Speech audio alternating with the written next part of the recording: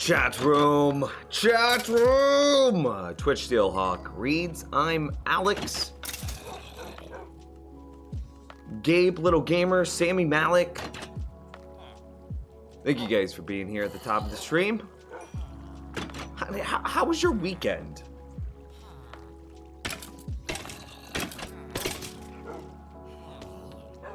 Middle of May, so spring is in full swing. Any of you guys have seasonal allergies? I have seasonal allergies. And I'm getting really tired of my seasonal allergies.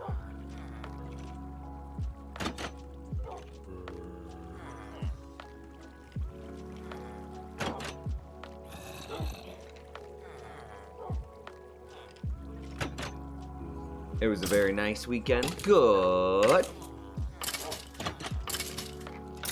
I found out I could make my flower farm auto-renewable. Yeah! So there are two ways of making a flower farm nowadays. You can either take a double tall flower and point a dispenser at it filled with bone meal, and then every time you bone meal that double flower, it just drops another double flower. So then you put like some sort of hopper or minecart next to it, inside of it, under it, whatever. And boom. You've got yourself an auto system. You could then feed the bone meal into that farm by using some sort of composter array out of, you know, basically any fully automatic farm. So say a melon and pumpkin farm. Melon and pumpkin farms are the best, specifically melon farms, are the best at converting into bone meal through a composter. So that's the first way, double tall flowers. And the second way that you could do it is you could do a grass-based shifting floor design. So you could have a dispenser above in the center of a giant grass pad, like a 7x7. I guess that's not really giant, it's a 7x7. Like a 7x7 grass platform. The dispenser shoots exactly one bone meal out. That then causes a bunch of grass and flowers to grow. You then do something like water, like dispense some water so that way it washes away all the grass. You could shift the floor and then run a hopper minecart under it. Basically, there's a number of ways that you would be able to destroy that grass and flowers and then just run them into a single hopper. Or put a hopper minecart under it, or what have you. Yeah. And then in a farm like that, where you're going to get something like seeds, you're going to get a lot of byproduct that you don't want. You can put that into a composter and feed it back into the farm itself. It's not going to be enough to keep it going. It's not going to be enough to provide its own bone meal into perpetuity. But it'll help.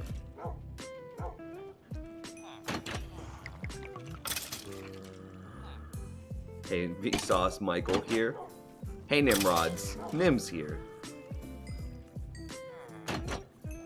Anyone else seeing stream is starting?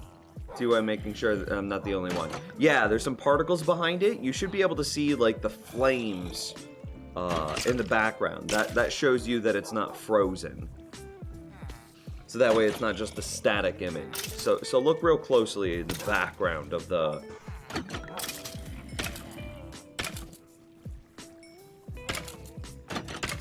Can you see the little bits of like the embers kind of drifting past the screen?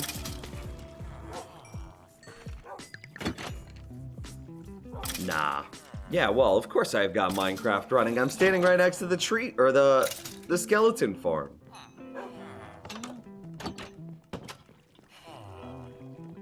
And now I'm walking around my base. The villagers are happy and working. The iron golems are falling and dying.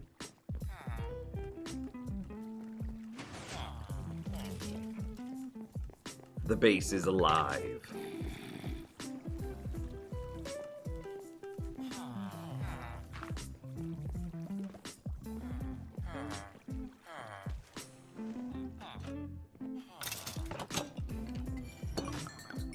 Can flowers go through a composter too? Yeah, I believe they can. I believe all organic matter can.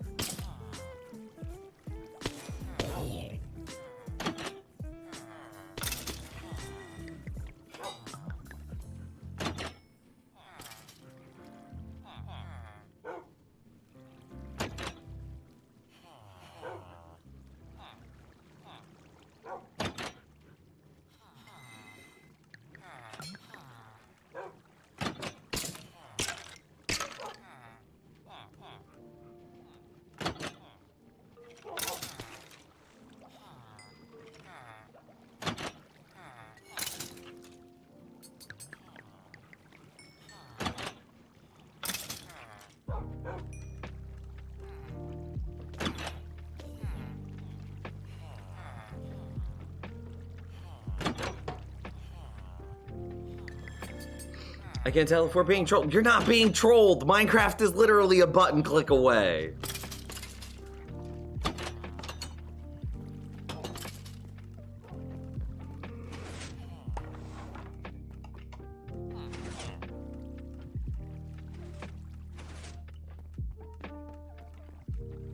You're not, buddy. You're not being trolled. You didn't.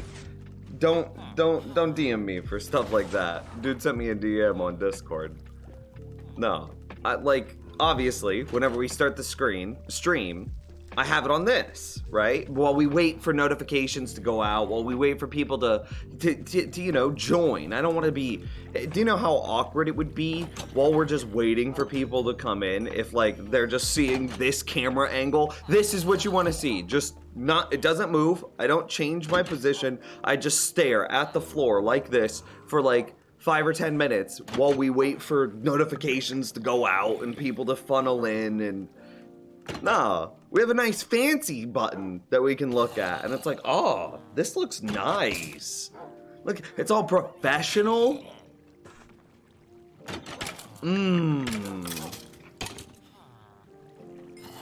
then whenever we're ready to start, I can then push this button. And then it's like, oh, hey, look at this amazing base that we've got here.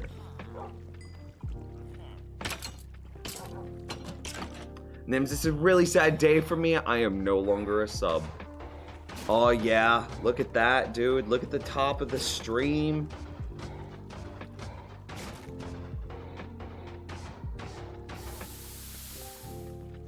It looks like a bunch of our subs. The ones that were gifted. I guess it would be last month at this point. I was trying to think about when it was, but...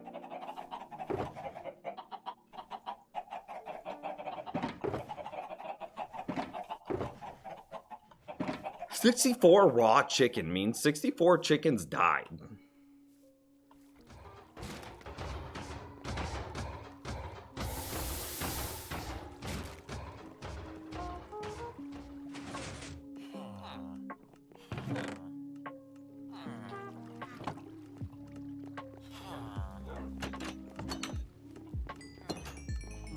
But it does look like all of those subs are coming to an end. Their generosity, however, will never be forgotten.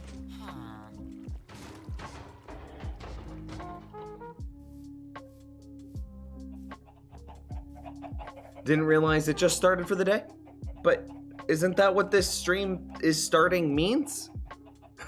Doesn't stream is starting mean that the stream has just started? Oh my goodness. My man. Entity cramming? Yeah, that's what's happening. So when the egg shulker fills up, this is just a little thing I threw together on stream. This isn't some official design, for the record. When the storage fills up, then the hopper fills up, and we have a stacked hopper system. Yeah, I should be able to destroy this. So we have a stacked hopper system. Then we use this piston sliding back and forth, controlled by the lever, to determine if we want to be in the populate them mode or the give me eggs mode. Okay, so if this is working, aka the redstone block is extended, then the eggs are going to prioritize going into the storage system.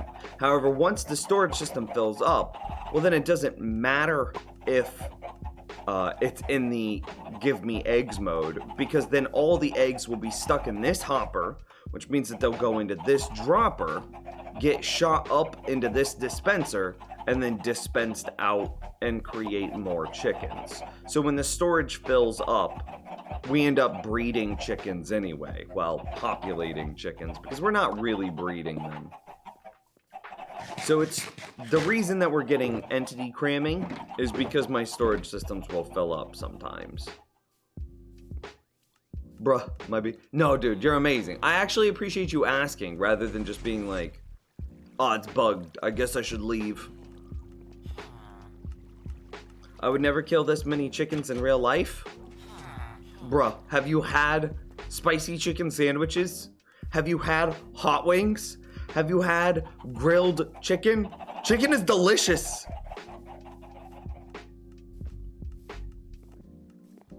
I see you settled on Teespring for selling your merch. I'll definitely be buying some merch after I get money for my birthday. Dude, thank you. What sort of, because I'm trying to do this in a way that's really respectful to like the audience, to you guys. I don't want to just make a million pieces of merch and then just make you scroll through an endless catalog of I don't know, designs. I want, because that's what Teespring does, and like being straight honest with you, Teespring is, they buy a thing in bulk, and then they basically copy paste on your design, and then that's the product. But that's the thing, is because it's a copy paste, they just paste your design on their shirt. It doesn't make the shirt feel wholly unique or original. So trying to figure out ways to create wholly unique pieces of merch, something that feels not like something that was just copy pasted on in 10 minutes, something that was a ton of thought and went into. That's, you know, if I'm gonna spend $20, $25 on a t-shirt, I wanna feel like the t-shirt that I'm getting is a high quality, unique shirt.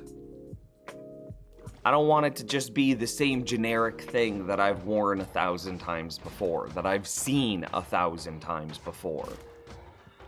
So to that end, like thoughts, opinions, pieces of like ideas that you have for like a unique piece of merch that you would be interested in as someone that is interested in merch. And I see the hydrate there at the bottom of the chat. I've got to catch up though. I think there's a lot of things you wouldn't do IRL, you do in Minecraft. Oh yeah. Number one thing.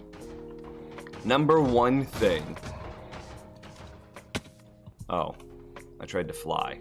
I didn't have my elytra equipped. Number one thing I wouldn't do IRL that I do in Minecraft is I've definitely forced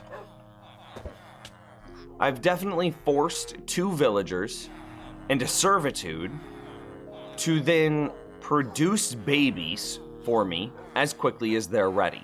So in real life, in Minecraft, this is once every 5 minutes, and in real life, this is probably like, I expect 1 new baby every year. And then, with all of the babies that these 2 slaves, actual slaves, vile, right? Absolutely vile. With all of the babies that they're producing for me, I just shove them in a hole and just force them to live their lives in tight, closed quarters until I need them. And then I force them into certain jobs. I force them into certain professions.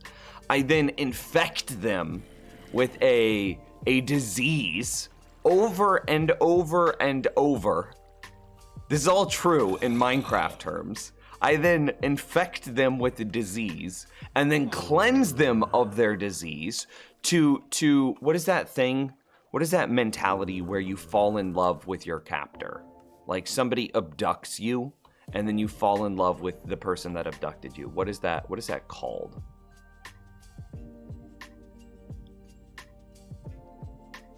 I don't remember what that's called. Fall in love with your captor. Stockholm Syndrome. That's what it is. Yeah, double A, right as I get back to chat. Okay, so then I forced him into like an infectious disease, and then I cleanse them, which is a form of Stockholm Syndroming them. Like I make them just horribly sick, and then I cure them, and then I make them horribly sick again, and then I cure them, and it makes them fall in love with me. It makes them appreciate me more. And so then whenever I force them into a profession, one that they had never had a choice in, they do that work, they do that profession nearly free.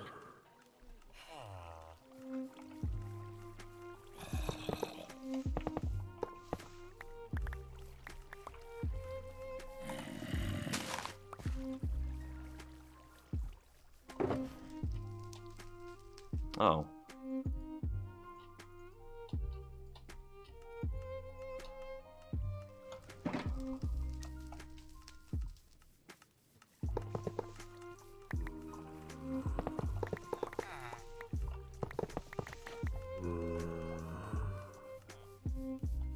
And then, now that I've forced them to fall in love with me, I've forced them into a certain profession. I then force them into a tiny hole where they will live, work, and die for the rest of their lives. Yeah, Minecraft is a happy, fun kids game, for sure.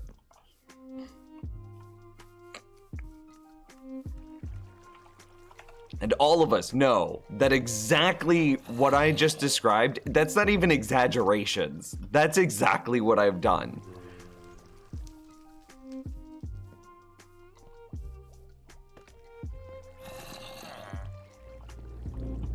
Woo!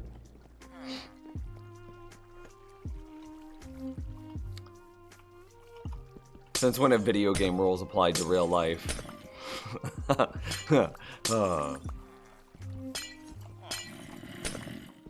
Some would say that video game causes violence.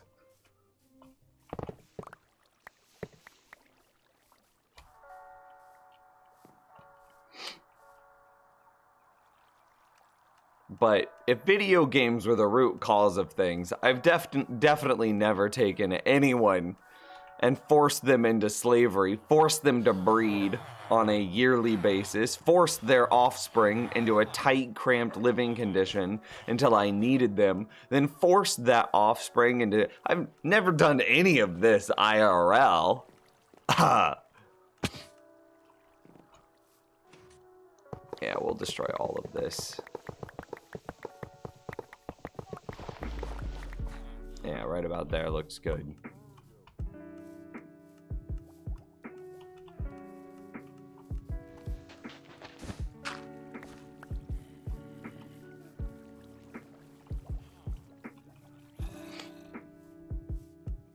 I think somebody earlier asked what the plan was for today. I think we're going to be working on the storage system first. We need to get...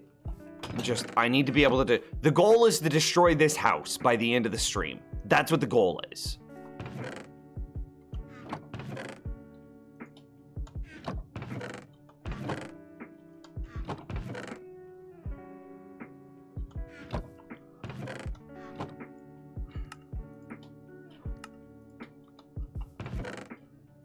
Oh, wow. We have enough for another Emerald Beacon.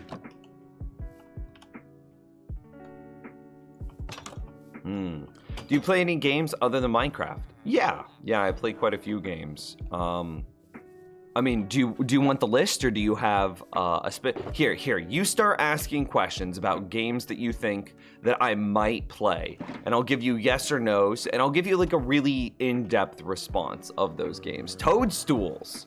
How's it going, man? Eltrian. How we doing today? We're doing fantastic. Just talking about indentured servitude. Okay. I think these 3 signs come down now.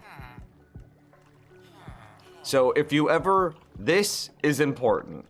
Before we destroy these signs, we need to know the tier list of names for a carbonated beverage. The S tier, soda, B plus, pop. There's an A tier or D tier, depending on who says it, fizzy drink. You've got a B tier for soft drink. You've got the C minus tier for cola.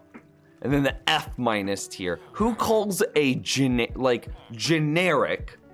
carbonated beverage a Coke? You realize how ridiculous that is?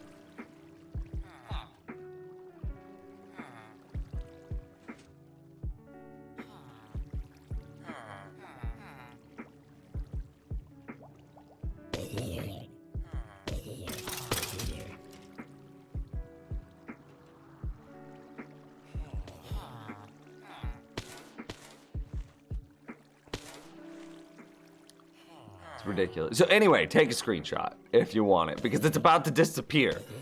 Skater BMW with the hydrate. Click, click. Can you hear that?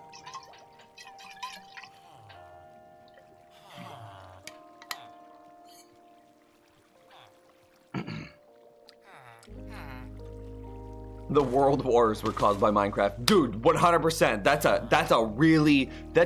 a big brain claim. But I believe it, dude. Big brain. What, Minecraft came out circa 2010? World wars started early 1900s? Definitely. Big brain. It's the biggest brain. Minecraft is such a powerful game. It's such a powerful entity. It has so much influence over our society that Minecraft will sculpt the brain of a genius, of a future inventor. And this future inventor who's playing Minecraft right now, it could be one of us in chat, will go on to develop the first ever time machine.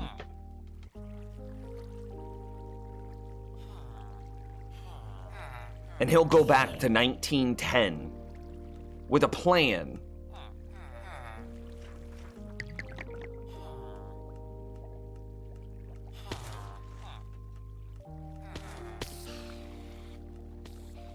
Of world domination. When did you start streaming? That's a good question. I don't know the answer to that. Okay, these are just disappearing. You've had your time. Also, Emily, the whitest girl's name ever. This is also going. Say goodbye. Bye-bye. And I just saved like 1 FPS. I think we have clips on Twitch. Oh my gosh. I was trying to play with one hand while I scratched my cheek. I think we have clips on Twitch stretching as far back as 3 years.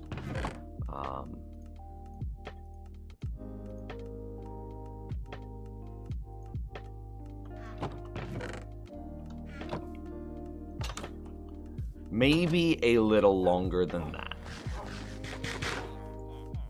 No, it would have to be longer than that. Probably started streaming just casually, like super intermittently, off and on, whenever I felt like it. Probably like 5 years ago. It's finally time! Exclamation Discord. Hell yeah, brother. Sparkling drink, not equals soda. True. I would agree with that. What do I do with the rest of this garbage in my inventory?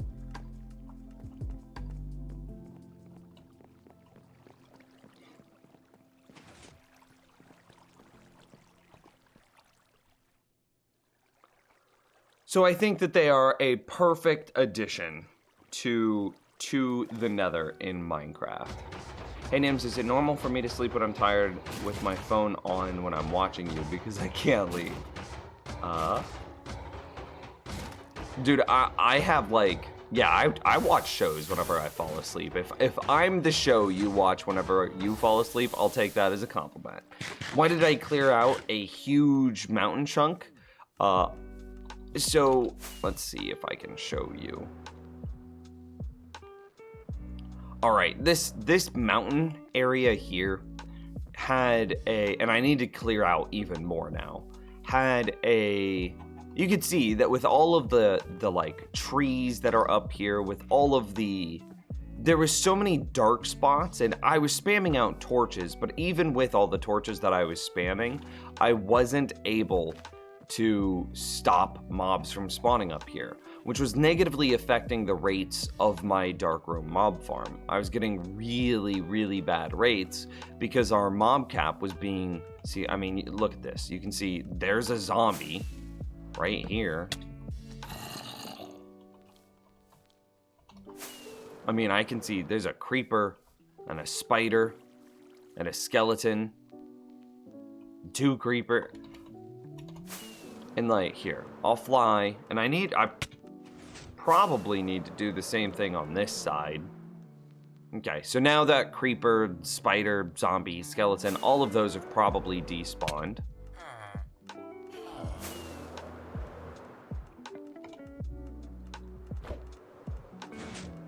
Oh wow, it didn't break my flight. Okay. So now I'm roughly centered in my base. And let me turn on hitboxes. And we should be able to see mobs that can still spawn over there. Because it's right at that range. So anyway, I need to destroy a lot more area here in order to get more mobs, to prevent more mobs from spawning. Additionally, I was avoiding building my base on this side because there was a ravine that stretched through this area. And there still is, I just covered up the top of it. So there's a ravine that stretches through this area. And then there was a mountain right next to the ravine. So it was a very awkward place to be building in.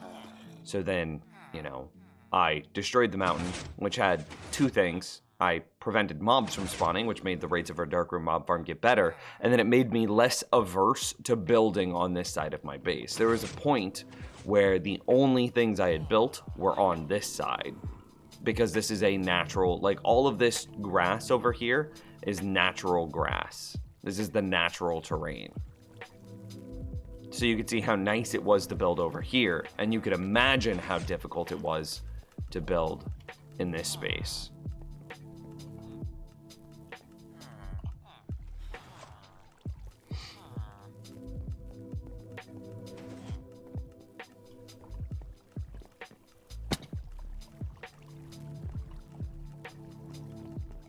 My SO watches YouTube to sleep? Yeah. Does that ever bother you, Shillawan? Does like the noise of YouTube ever keep you awake? Clearly it doesn't. Clearly they like it or they enjoy it to be able to sleep. But does it ever affect your sleep?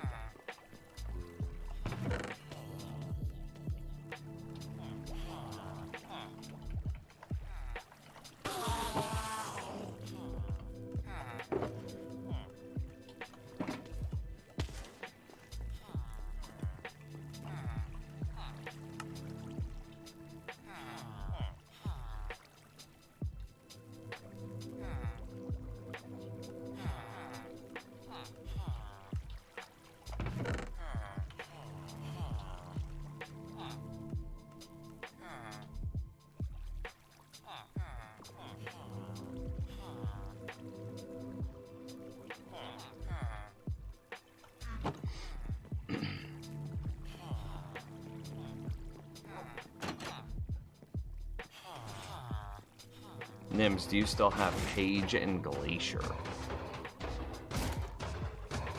Oh, wow. That is old school, dude. I want to show you this. So what he's referring to.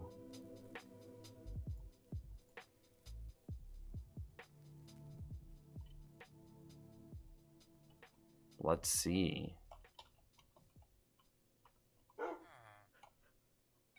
It looks like it's just Paige still. That is old school, man. So old school.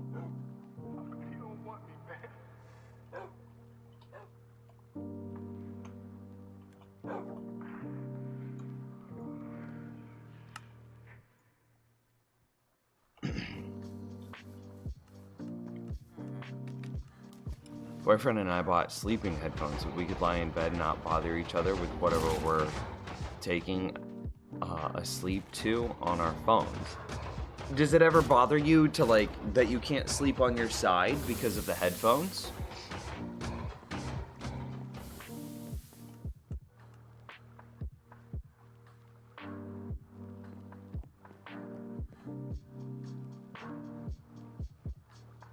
If you have so much gunpowder that you could just throw it away, why don't you make Flight Duration 3 rockets? Because Flight Duration 3 rockets are hard to move around my base because the rocket thrust lasts so long. Here, I'll make one. I'll make a set.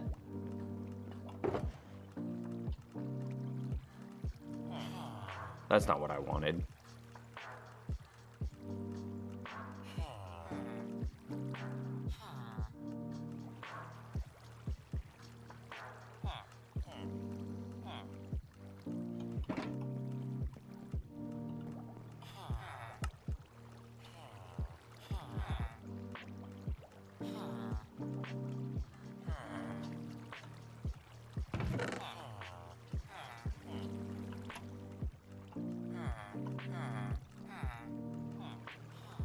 So these Flight Duration 3 rockets, I mean, look at this. This is so extra.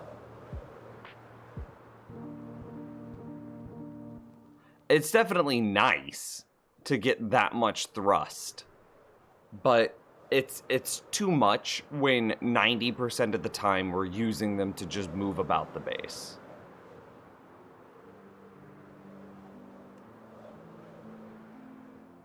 Dane, could you link those to me? I would love to see them. Because it's something that, you know, Candy and I have tried to figure out. Because I'm definitely a person that needs noise. And like, I don't like repetitive noise. So music tends to bother me. And the quiet, I just can't sleep through the quiet.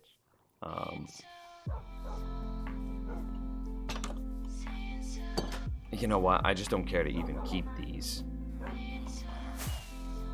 See, oh god. Should not have used that. So yeah. It's nothing against Flight Duration 3 outright. It's just they're so hard to use while navigating the base. Okay, thank you. Thank you.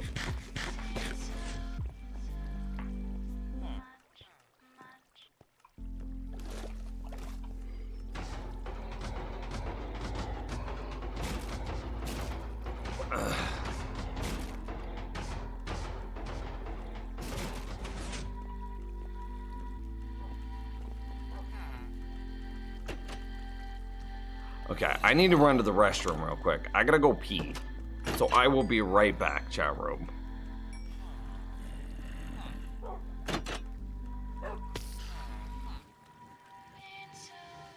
You know what? Before I go, let's just flex a little bit.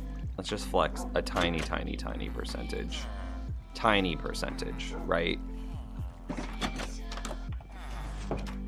Tiny percentage. Absolutely tiny percentage of flex.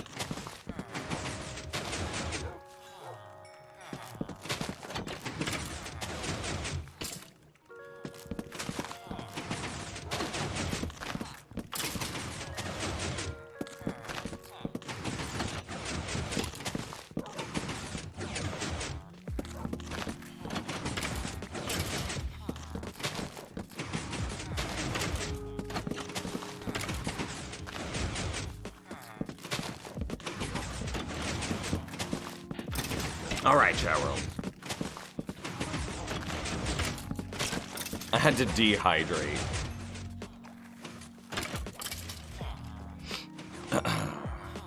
Okay, that's fine. Had to make sure my mic wasn't muted.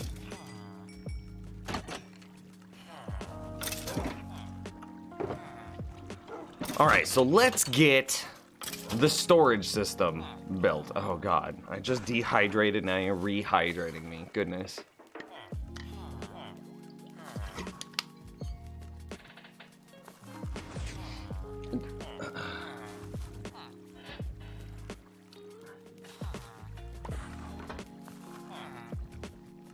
Tree, what villagers do you recommend for getting emeralds besides farmers, fishermen, and those who trade iron? I mean, those ones. Those are what I recommend. What villagers besides farmers, fishermen, and blacksmiths? Okay. So those are the best ones. You've already got the best ones. Farmers are easily the best. Because farmers can do... you can build automatic carrot, automatic potato, automatic pumpkin, automatic melon. Melon being the weird one because they buy melons and you get melon slices. But still, you can trade 3 with 0 work. Just potato, carrot, pumpkin, no questions asked. And that makes them very, very good because you also have to think that they need to reset. So they have to use their workstation. So the more that you can do in between a workstation use is better. Right? Okay. So farmers are the best. Past that, I'm trying to think. Clerics are pretty good because clerics you can sell rotten flesh, gold, and glass bottles to. Hell, even nether wart. So conceptually, to bulk trade a cleric, you have a dark room farm, which gives you rotten flesh and glass bottles. You have a donut farm in the nether, which gives you all the gold. And then you AFK farm nether wart, and that should give you a ton of emeralds. Just making sure I didn't miss anything. Yep, that's good. Mason are okay. They're easy to get their trade, but you only get the one trade. And that's just regular stone for emeralds. So you just set up some sort of silk touch stone. Oh, that was sounding like a lot of Enderman. You set up some sort of silk touch stone area, and then boom, bada bang, bada boom. You've got all the stone you need to trade him.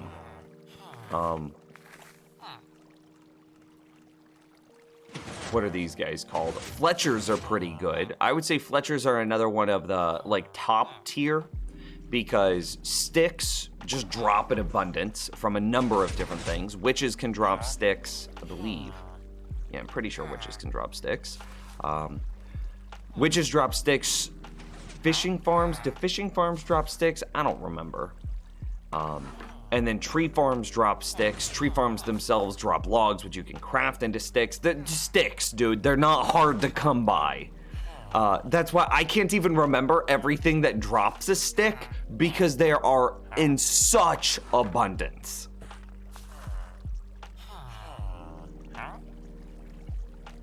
So sticks, but they also buy string, which you can get string from your dark room mob farm from spiders. They also buy feathers, so if you felt the urge to set up some sort of chicken farm, you can get all the feathers that you need from that and get a bunch of emeralds there. Additionally, your dark room mob farm will give you feathers. There'll be a tiny, tiny, tiny rate, like 1 feather per hour. Like, it's absolutely infinitesimally small, but technically it's still a feather an hour. Look at Rassel being a good villager.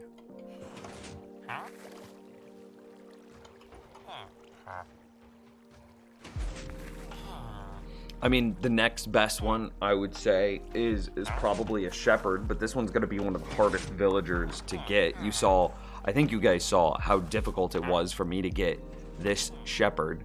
So the ideal shepherd has a white wool for their base trade. That way you can convert string up to white wool and then sell that.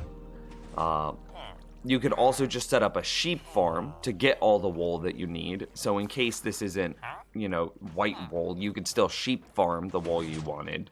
And then get the white dye and red dye trades, which you can set up using bone meal to convert to white dye and poppies to convert to red dye. Actually, to that end.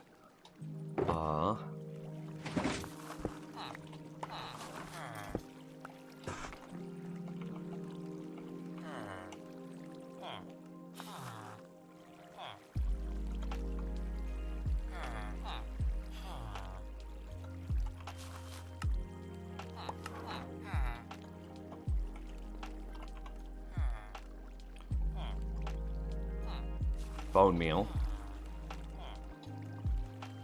Bobbies. Okay. This is... Oh, goodness. I don't have a way of getting it in the correct position. So the bone meal one I will. That's easy, right? I need some sort of junk block.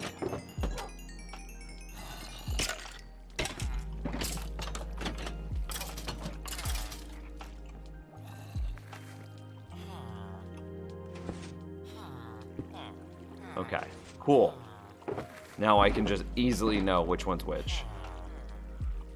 Which channel in Discord do you want me to post the link? General is fine. Or you could just DM it to me if you want.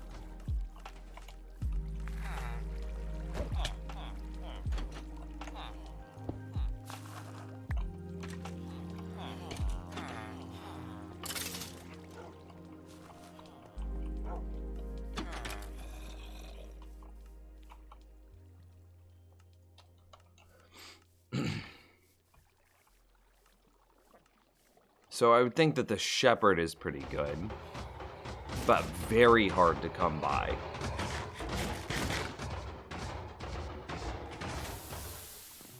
The librarian's pretty good because you could set up a sugarcane farm. I mean, I'm just talking about, you're talking about strict villagers. What ones are the best for getting emeralds? So again, it's all about emeralds per reset is what the answer is. So emeralds per reset, librarian. So you don't want one trade. So blacksmiths actually aren't that great because it is iron, which is a super easy to get resource, but that's literally it. That's literally it. You might be able to set up coal farms later using a wither skeleton farm, which gives you a ton of coal, which you could then trade the coal and the iron together to get a ton of emeralds. But that's a long ways out, right? So they only get one set of trades per reset. But then look at something like the fisherman, right? This is actually wild. So he's got string, raw cod, raw salmon, tropical fish, and then puffer fish. Hell, you could even craft some boats if you've got a tree farm with all the wood that you've got. However, that'll be really slow because it's gonna sell one boat at a time.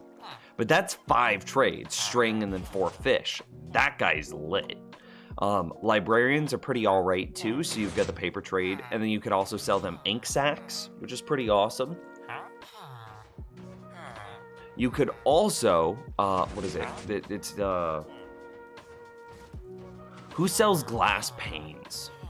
Or who buys glass panes? I don't remember who that is. You could set up an infinite trade between buying glass from a librarian, converting them into glass panes, and then selling those glass panes to another villager.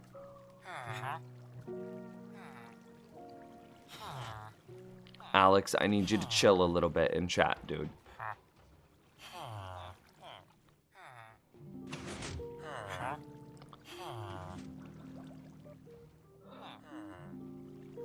Yeah, and then Fletcher's with stick, string, feathers. And tripwire hooks, actually.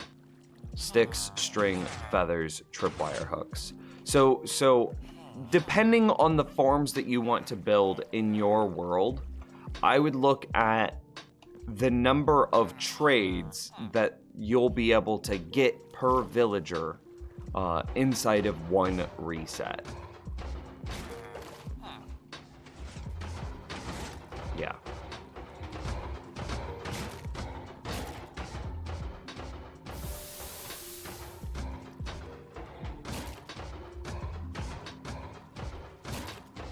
So I think I want to make this room a bit smaller.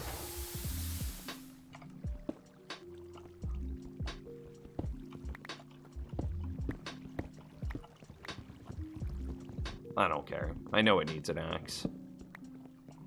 I think I want to make this room a little smaller.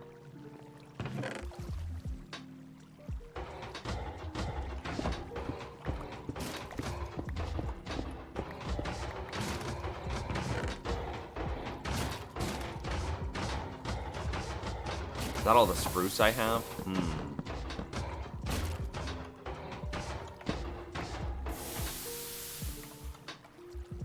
Oh, goodness. And then square it out. Probably...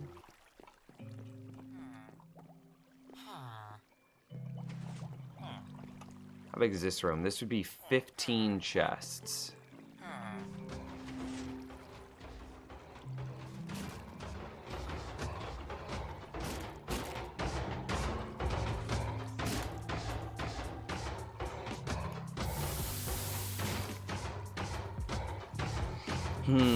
Thinking.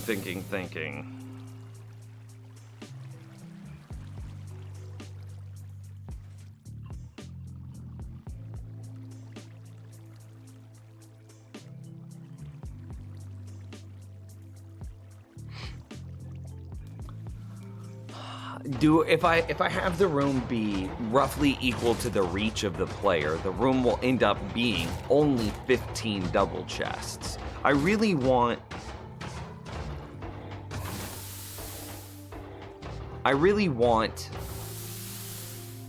oh goodness, some sort of indication of what's inside the chest. I like this system. It doesn't create any additional lag, but it like an item frame does, but it communicates what's inside the chest without creating lag. But the problem is it makes it very hard for me to stack chests on top of each other. What if we go a little bit bigger? What if we increase the square by 2? So instead of it being a 5 by 5, well, 5, then 5, and then 5, we do something that's more like a 7 by 7 by 7, which would make the room, I believe, a 9 by 9 by 9. And that gives me, what, 21 chests of storage?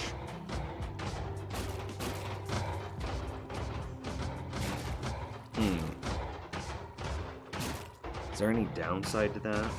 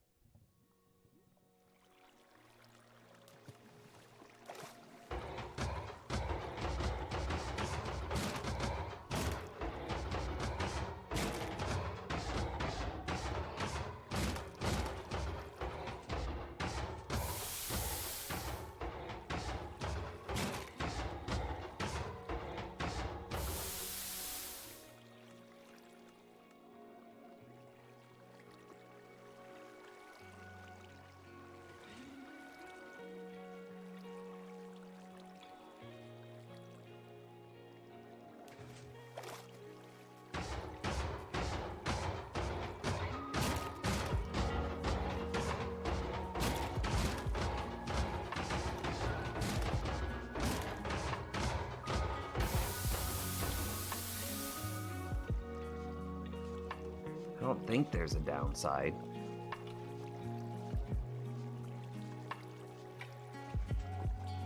Okay, let's go for it. I can't think of anything. I'm sitting here. I really doubt that we have some sort of redstone contraption, because that was the other thing that I was trying to figure out. Is there any sort of redstone contraption that we would try to set up in this room? Very, very, very unlikely. Incredibly unlikely.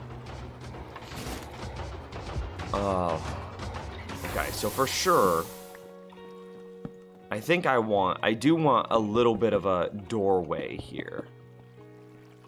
Something like this.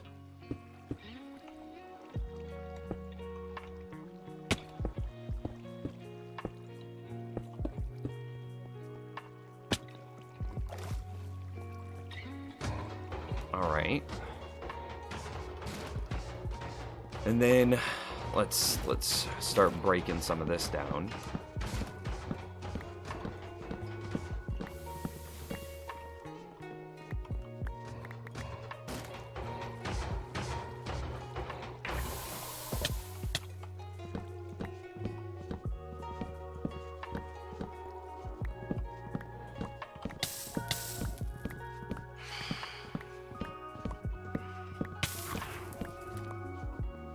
I think I took damage from the magma block at the exact same time that phantom was gonna hit me, which caused the phantom to hit me in a damage immunity frame. And nothing to happen. Are you on the hate list? No, you're not on the hate list. But like your only character trait right now is like being this helpless thing in chat, and it's not a very flattering character trait.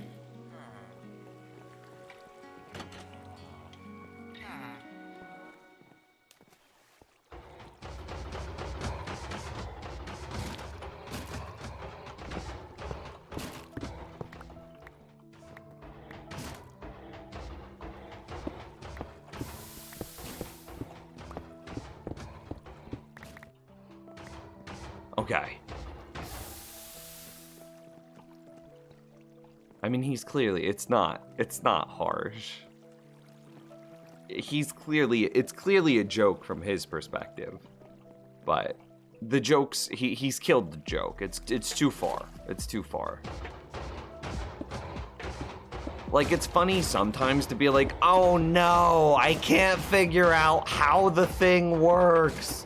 Someone help me. Oh, big, strong man. It's funny sometimes, right? But literally, if it's day in, day out, that for forever, it just becomes nails on a chalkboard, right? What's the goal for today? The goal for today is to destroy the starter house. So this house right here that we've been living out of for, oh God, weeks, months. I want to be able to destroy it. So to be able to destroy it, we need to be able to get rid of basically everything that's inside of it. All of these chests need to get moved into our base proper. How old is the world? Day 2102. Maybe that's something that I should have at the title of the stream. Would that be relevant to like a new viewer? Like Hardcore World Day 2102 as an example, right?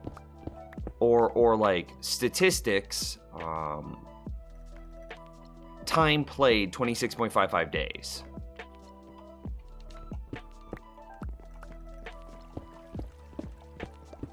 It would sound cool. Okay, so how would you title the stream then? Sounds like clickbait, but it's real. It would be real. And see, that's the best thing, right? Because we all need to be honest, right? I need to put a title up that is an appealing title. That's not even a question. If I just put a title up that's like, hi, and that's all it said is just 2 letters, 1 word, hi, then nobody's gonna click that stream. I wouldn't click that stream. But if I put up a title that's like, you know, day 2103 hardcore Minecraft world, as an example. Oh. That's like, damn, dude, that guy's had his world for a long time.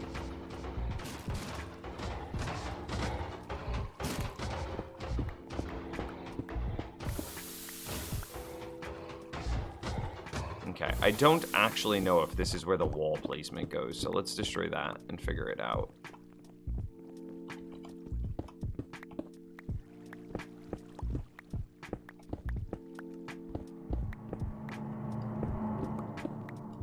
Excuse you, I am level 382, not 282.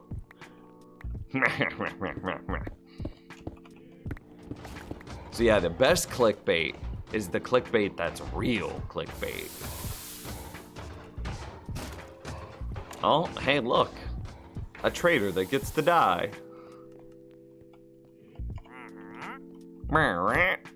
That's him saying his final words. Oh, hey, okay, he does get to live for a few more minutes.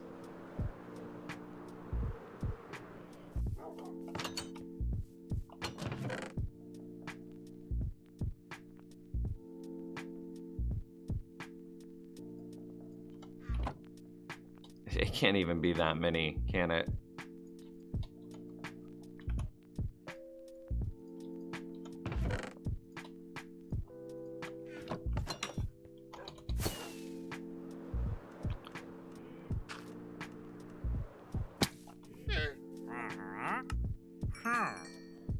Oh, wow. He didn't even sell me. He sold me 6.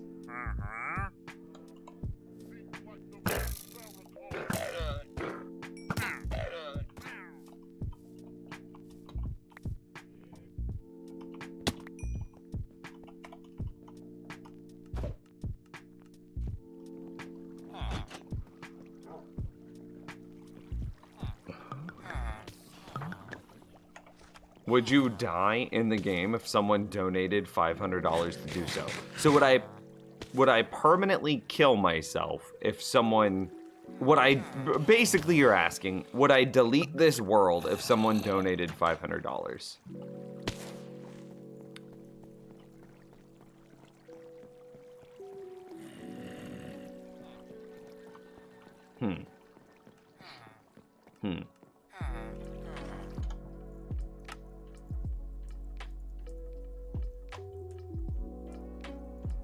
Let's see, calculator,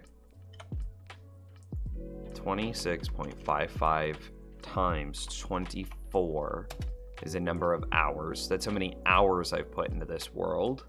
Let's pay myself what, like, minimum wage here in the Midwest, so Kansas City, should be. Kansas City's cost of living is super cheap, so true minimum wage should be about that in Kansas City.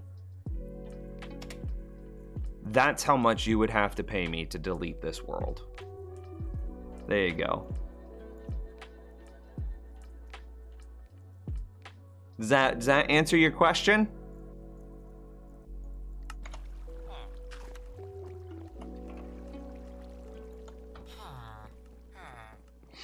What fireworks do you prefer? Flight duration 1, 2, or 3? Just wondering. It's a good question. The majority of the time, I'm base building. I'm definitely a base builder. To that end, I'm not doing like grand exploration things. And my base is, due to the nature of it, a relatively compact thing. I don't have like giant pits. I don't build giant structures just to hide a single farm inside of it. I have like something like 20 or 30 farms embedded in this single structure here, right? So I don't need any grand like flight path in order to move around my base. And because of that, flight duration 1 rockets do me just fine. However, for exploration, or if I did have a bigger base, I'd probably rotate upwards. Are you playing in the snapshots? Nah. Snapshots are too buggy right now. I'm not gonna risk losing the world. I just told some guy that I would delete the world for $7,600 some odd dollars, right? Do you really think I want to play in a snapshot where I could just lose it because of a mild glitch somewhere in the system. Nah, I'm good. I'm good.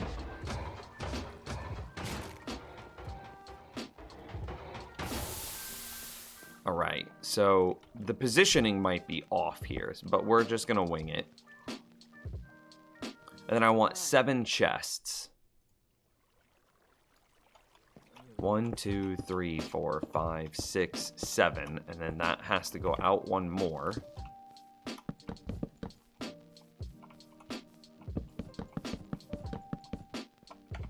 It doesn't really matter.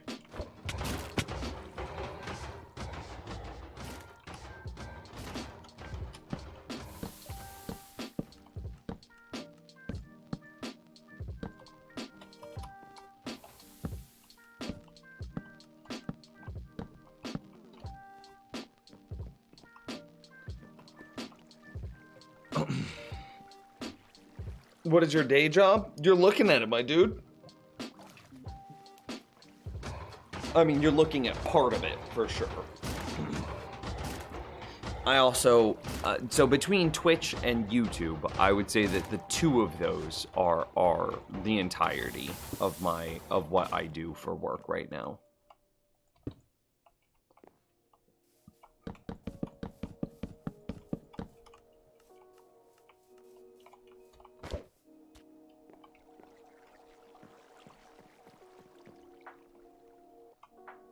Someone call Mr. Beast, he will donate that much.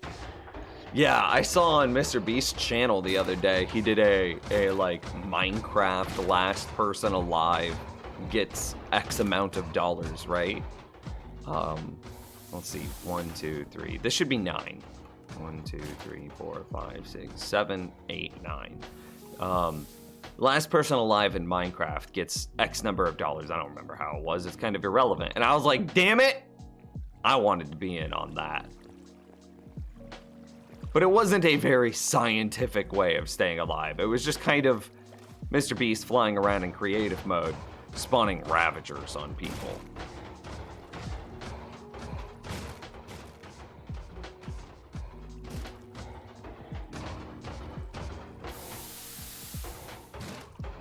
Okay, so if it's 9, so then the same thing is this room should be a 9 by 9. So this is, so it should go out 4 from this block. 1, 2, 3, 4, right? 1, 2, 3, 4. So this actually needs to come in 1. And then that should be the rough dimensions of this room.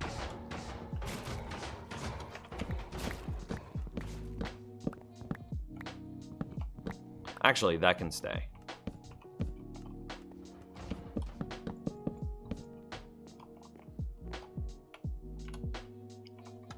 Uskal. How's it going, man?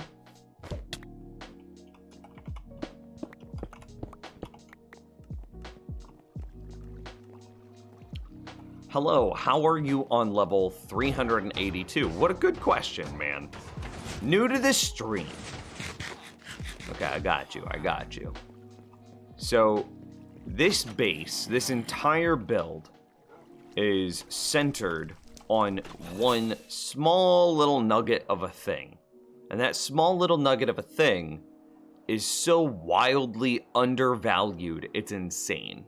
This is it. This is the entirety of my base. It's both gigantic and tiny, all at the same time. So oh god, cats. We still gotta figure out how to get cats to stop spawning. I'm so over it.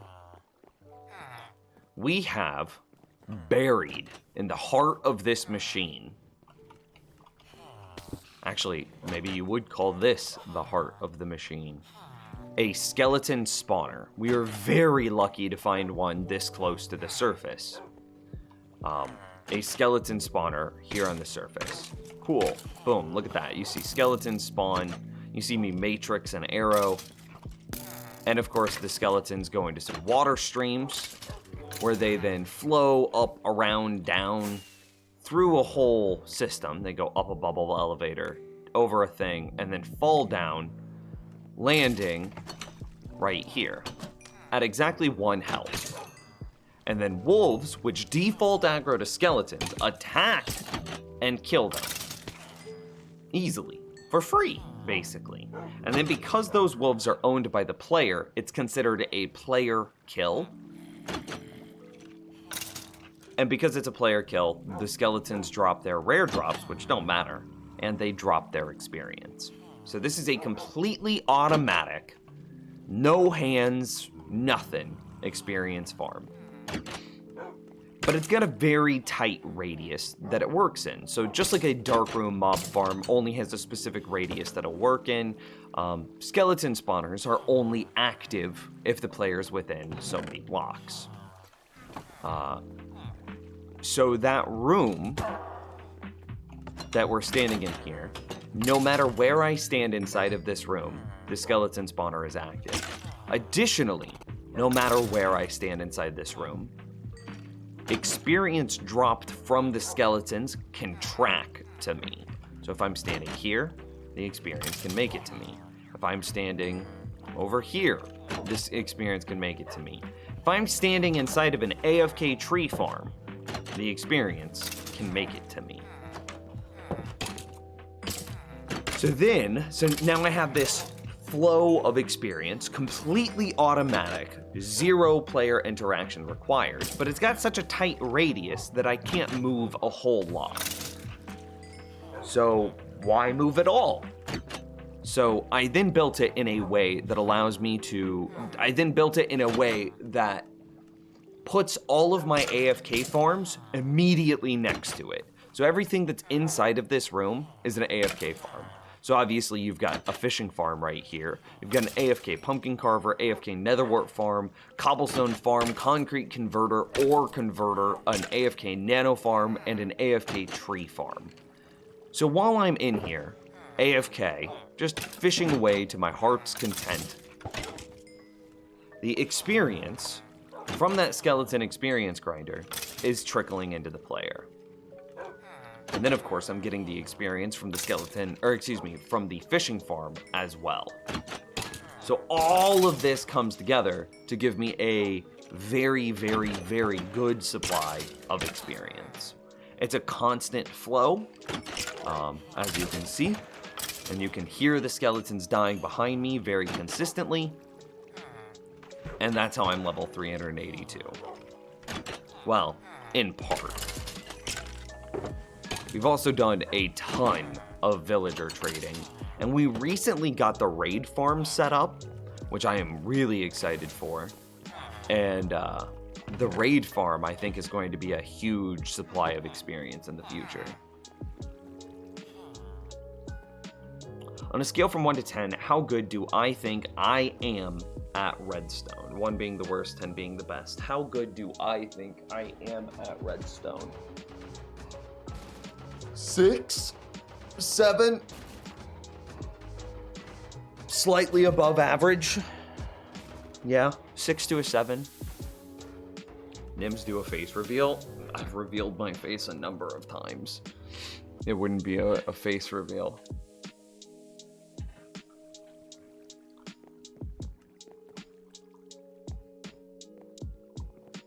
It's alright. He got banned real quick. Why is your bit minimum 100? 100 bits is the same thing as $1. And for donations, so like somebody real dollars through like Streamlabs, hitting hitting the donate button in the info section below. The minimum that you can do there is $1. So trying to keep those in parity with each other, trying to make them even and fair, I just made them both $1.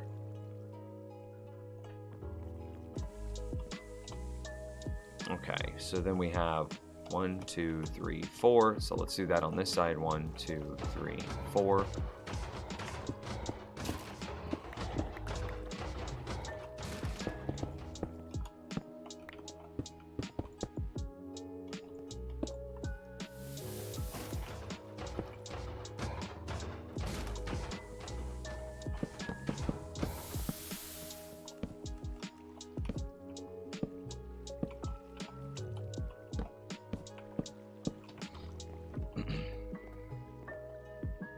Yeah, to keep people like eyebrows from abusing text-to-speech notifications with 1-bit cheers. Exactly. It had to have a minimum. We all agree on that. So hopefully, if I spaced this room correctly, this will also be a 7 wide area. 1, 2, 3, 4, 5, 6, 7. Yeah.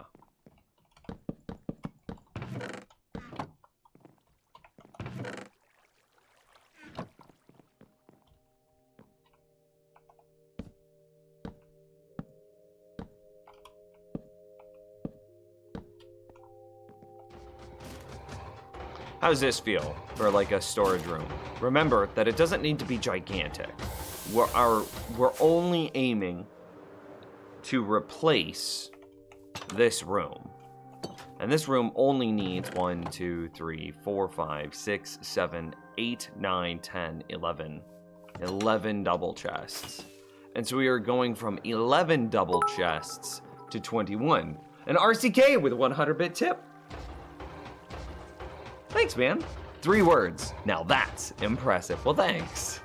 Yeah, wait, you've got a conjunction in there. Does that count as 1 word, or is that like 1.5 words?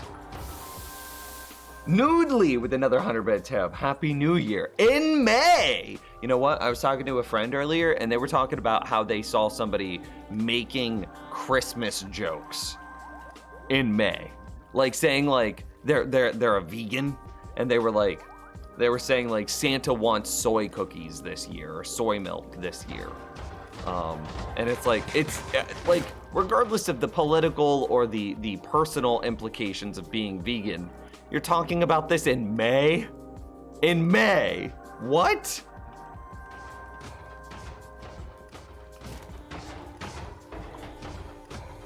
Here, RCK, since you're new to the stream, I want to show you something. This is really cool, and me and a couple of my viewers have been working on this.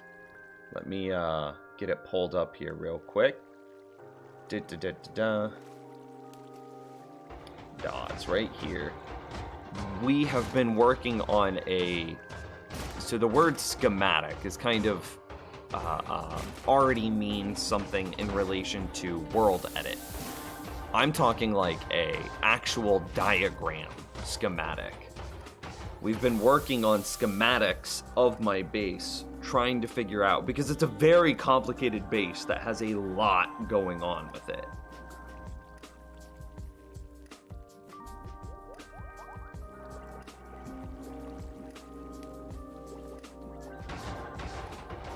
I'm trying to look here, because there might be another schematic.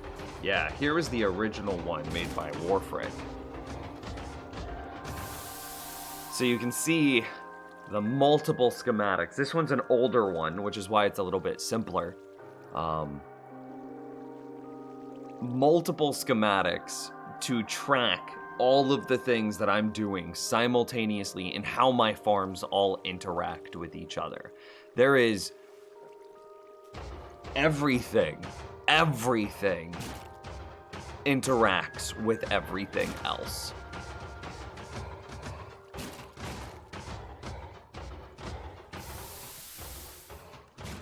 And I'm really proud of that. It's a happy Father's Day, yes. Thank you, thank you. This chat room, are you my child? On Father's Day, is that all the stairs that we have? Oh, okay, we had more in there.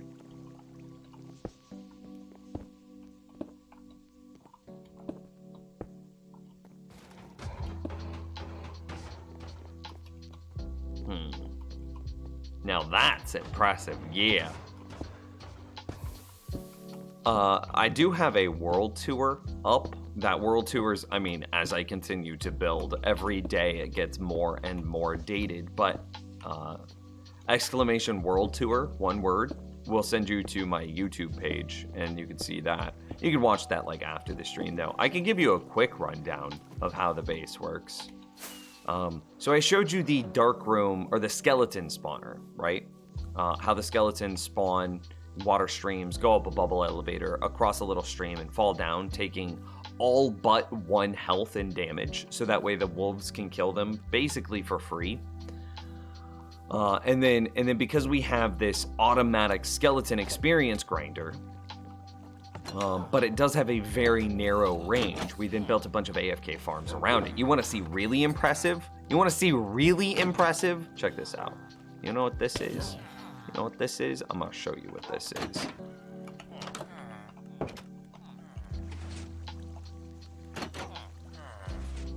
You know what this is? You know what I'm about to do? You can feel the excitement, the heartbeat in your ears. You know what this is? My hands are free. I can...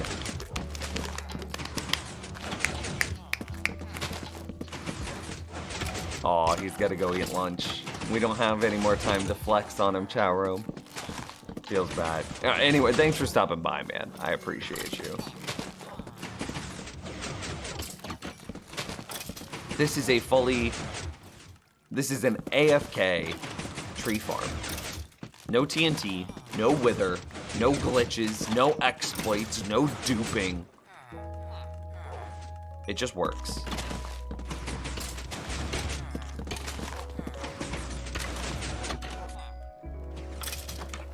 How does it work?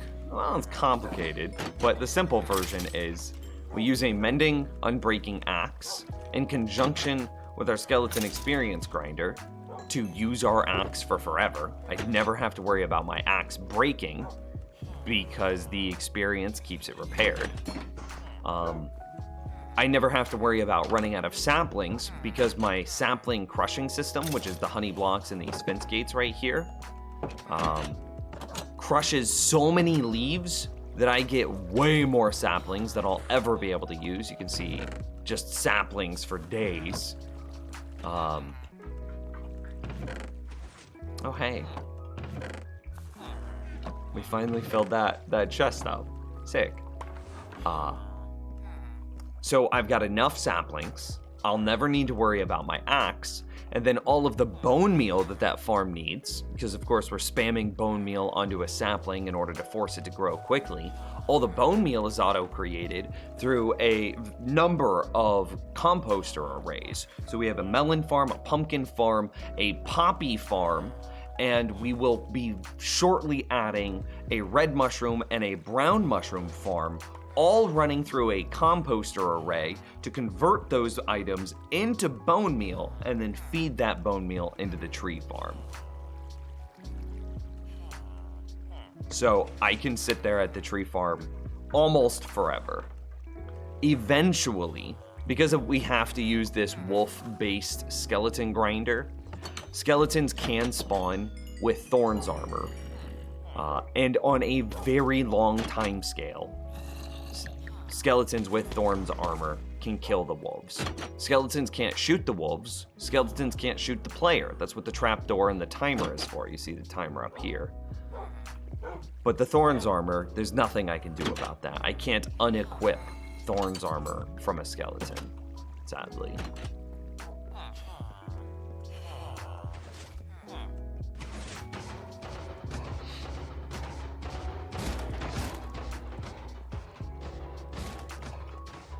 So anyway, you'll definitely have to hit the follow button, RCK, and come back and we can talk about the world some more.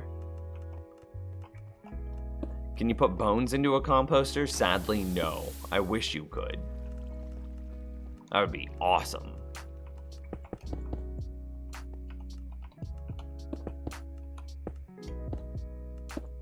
This gap is being left for the blocks, which are going to be placed to describe the storage of the chest below it. That's what this gap is for.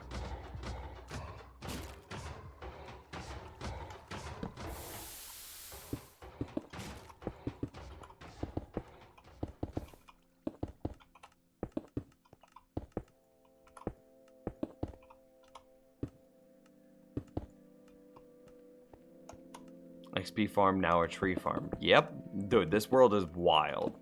I love this world so much. There's so much like hidden, sneaky efficiency in it.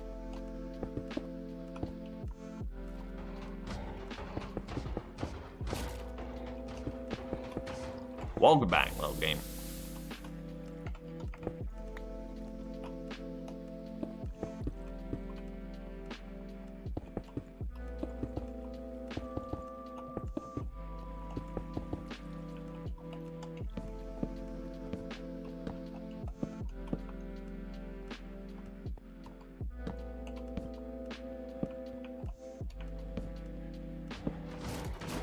Didn't really mean to fault, but I think it's alright at this point.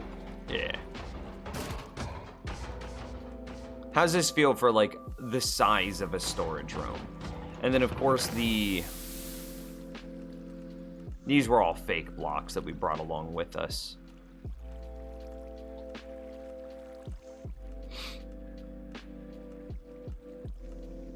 Time do I think the stream will end, GMT?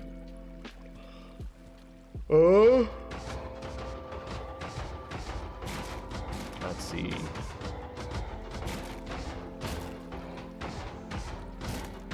Zero to 1 GMT. I think that's the conversion.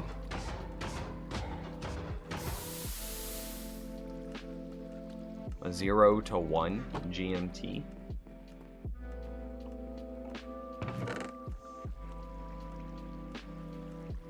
So obviously we have all of these blocks that we want to be in this room as well. And there's kind of an argument or a question about the smoker and the blast furnace. Is that how you would say that, by the way? 0 to 1 GMT? I have no idea. Why do we have iron in here?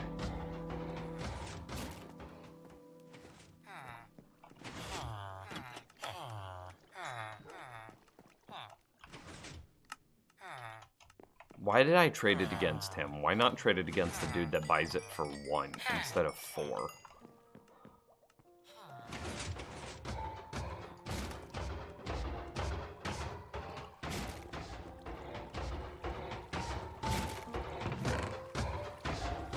So I've got to figure out a way of storing... It looks like 7 blocks.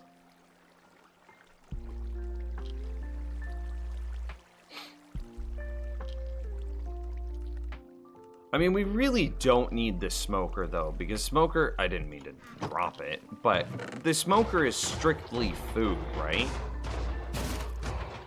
The blast furnace and the regular furnace kind of make sense.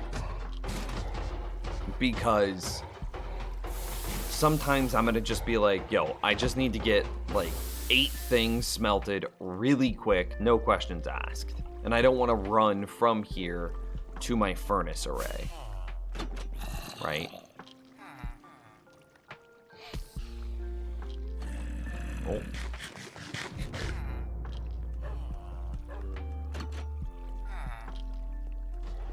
Have you set up your ender chest with shulkers? I don't know what that means. Do I have a bunch of shulkers inside of my ender chest? I have 1. That's just full of totems of undying. Does that count?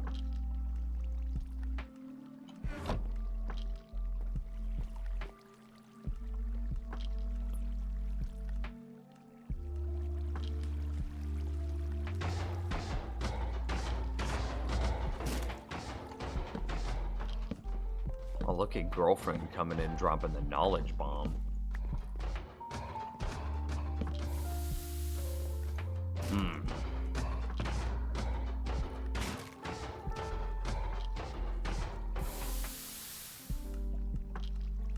The only thing I think I want inside of this ender chest is the totems of undying. We probably want to put in a bunch of ender pearls. We probably want to put in...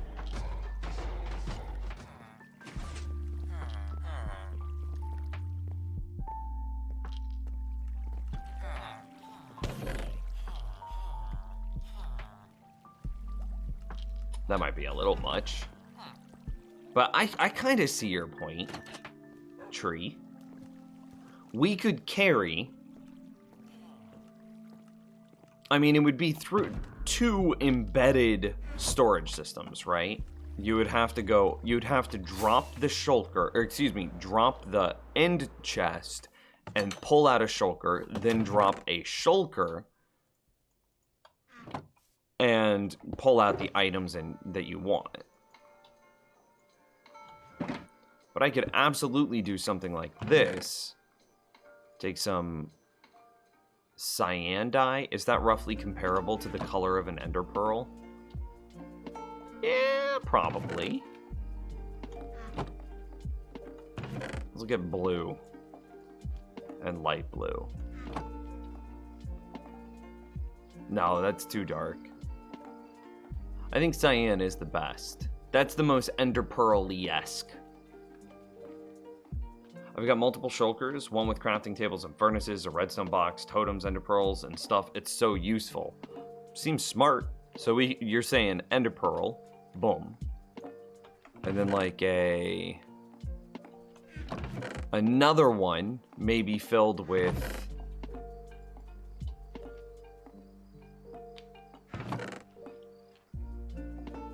say a bunch of rockets. What color would you make your rockets?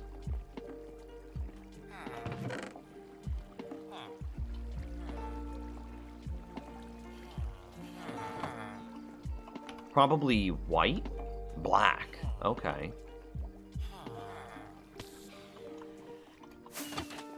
This is a good idea. I like this idea.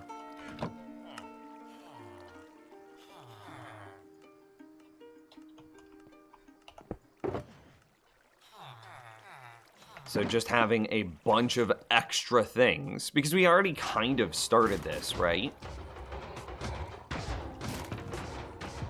And see, then I just carry an ender chest on me.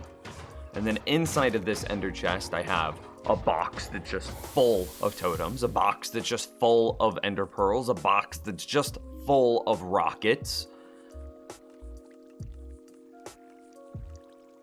Oh, hey, the rockets probably should be... Should we craft these elytra to be unbreaking mending? We're gonna lose a lot of levels in the process.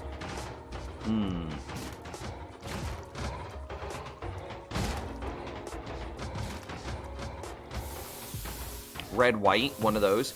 I was thinking white instead of black, because I was like, well, red is definitely going to be the color of our redstone chest. Or our redstone shulker. So white for the rockets. Can you put a shulker inside of another shulker? No, you can't. Just do unbreaking? Well, I mean, let me show you something real quick. Every single book on your screen right now, every single book is a mending book. Mending.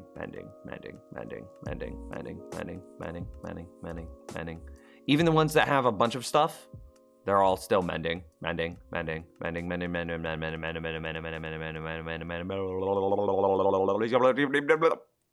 single one of them. Every single book on your screen right now is unbreaking. Breaking.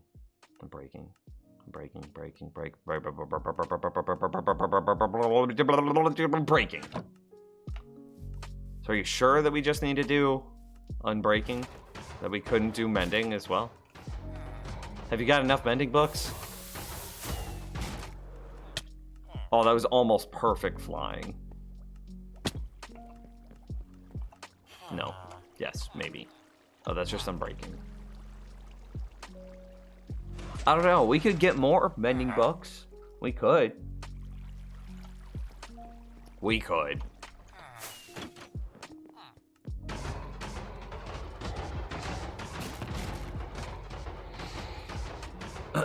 Are you going to do any projects in the end or nether? Where's my redstone shulker? We're looking for a red shulker, chat room. Anybody know where that is? Ow, ow, ow, ow, ow, ow, ow, ow, ow. Anybody know where I left my redstone shulker?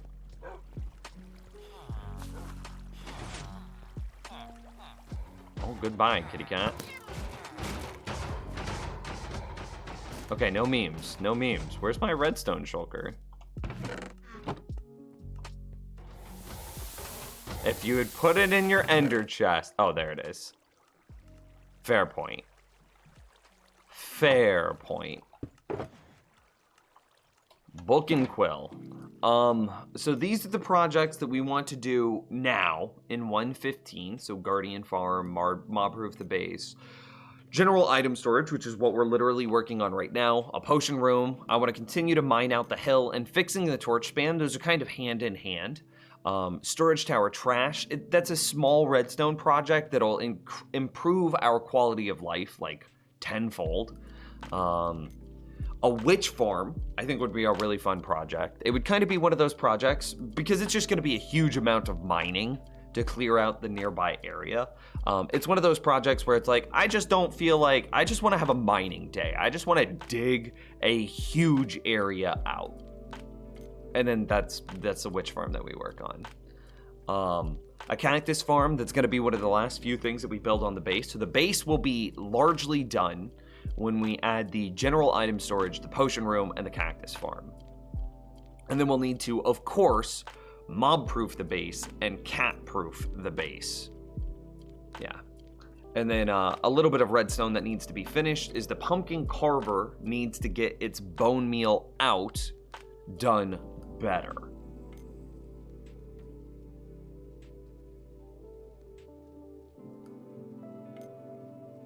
So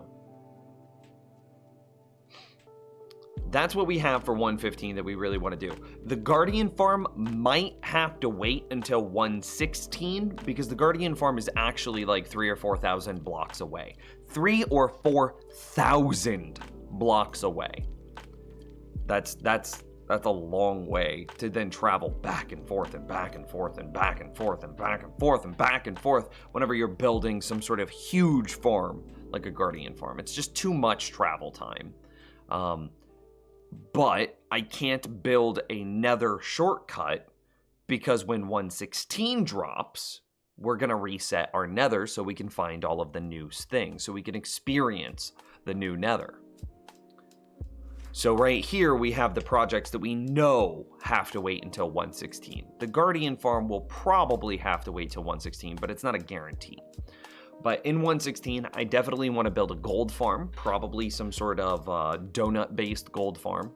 I want to build a wither skull farm, probably using wolves and wither roses to filter out every single mob that isn't a wither skeleton, then drop wither skeletons from exactly the height required in order to take them down to to take them down to exactly 1 health.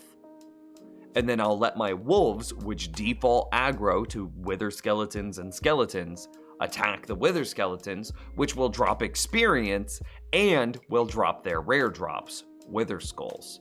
So with that type of farm, I should be able to AFK, no player interaction required, just sit in the nether for forever, for as long as I want, because my wolves cannot die. Remember, they can't die because there's no thorns. So I should just be able to sit there for literally forever.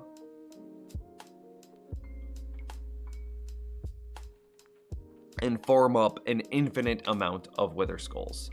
And then of course, because now we'll have, I want to build a Guardian Farm, which is 3,000 blocks away. I've got a Raid Farm, which has been completed, which is 1,000 blocks away. The end is, 800 blocks away in a different direction. A nether hub. We'll need some sort of nether hub as well. So these are the things that I want to do. So Noodly asked specifically, and this is a very complicated answer, do I have any projects in the end or nether? Yeah, I want some. These are the ones specifically for the nether that I want. The Guardian Farm will likely happen after 1.16 drops for obvious reasons. For the end, I might try to build a Wither Rose farm in the end.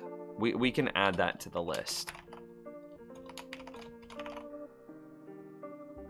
Maybe it's like an end Wither Rose.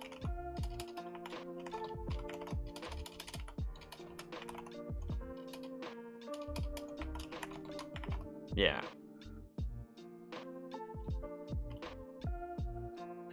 That's a question. I don't know if I want it. It would be a very interesting farm, but I don't know if it's a useful farm. Then again, a cactus farm is a very interesting farm, but I don't know if it'll be a very useful farm.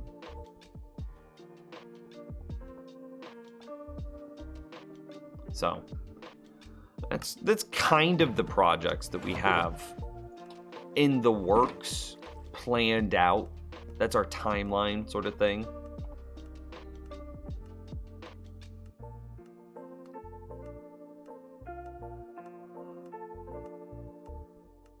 What is the cactus farm for? It's really just to have the cactus farm, because as we continue to work around our base, cactus are my preferred way of item destruction. So if you think that I have all of these automatic farms running, well, eventually the storage that all of these automatic farms feed into is going to fill up. Well, because all of the storage fills up, we don't want the items to just sit there and despawn. That's going to create a bunch of item tiles, and a bunch of item entities, which will lag my world. I don't want that. I don't want that at all. So we use cactus to destroy the overflow item, which you might be able to see some of them falling right here. We use a bunch of cactus to destroy the overflow items in order to save on world lag. I don't like lava because lava is flammable and we use a lot of wood in our base. I don't like fire because it's flammable and we use a lot of wood in our base. Additionally, both lava and fire create noise. And if you look at the caption system at the lower right-hand corner of the screen, especially as I get over here into like the main AFK spot, look at how many different notifications are happening on my notification. Oh god, there's a cat. Look at how many there are. And I haven't even started using any farm yet. And now watch how many there are. So as soon as I turn this on, as soon as I start using the tree farm, just look at how many different captions we have. And like, remember that each one of those is a unique sound.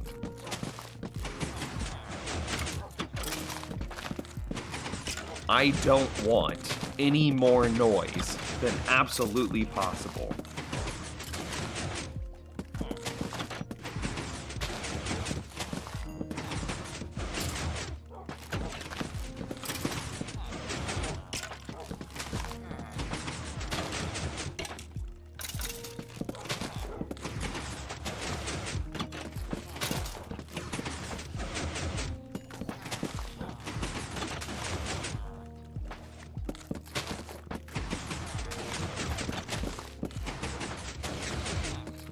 So that's really the big reason I want the cactus farm, is because fire is noisy and dangerous. Lava is noisy, it has that gurgling sound, right? It's noisy and dangerous. Cactus does not create noise, and nor can it destroy my base on accident.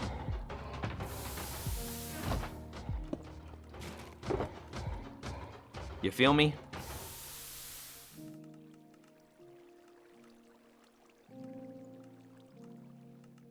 Kind of want to go make some more rockets.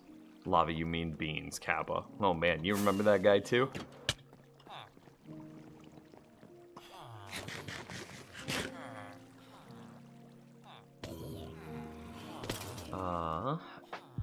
Wait, I'm not sure if I understand tree. You could have 2 very high portals and maybe have some torches to light the path on the nether roof. Nearly no losses after the reset. Oh, I see what you're saying. So get up on top of the nether roof. Get up on top of the nether roof, and then just travel that way. And then, you know, portal from here into the nether on top of the roof, then just freely fly on the roof, and then a portal on the roof where I want to come out at the Guardian farm. I see your point. That kind of makes sense. Yeah, okay. I don't like getting on top of the nether roof for the same reason that I am not a fan of AFK duping, or excuse me, yeah, just duping. Where's this cat?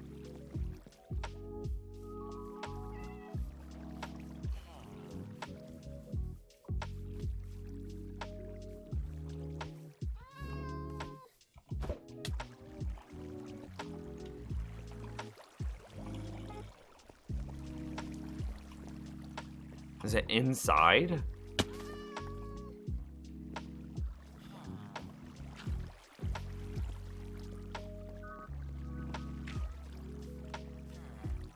Ah, it was just sneaky. Okay. I don't care that much. Are you not going to enchant the Elytra? I don't think so. Not yet, at least. Oh, yeah, getting a bunch of food in there would also be nice.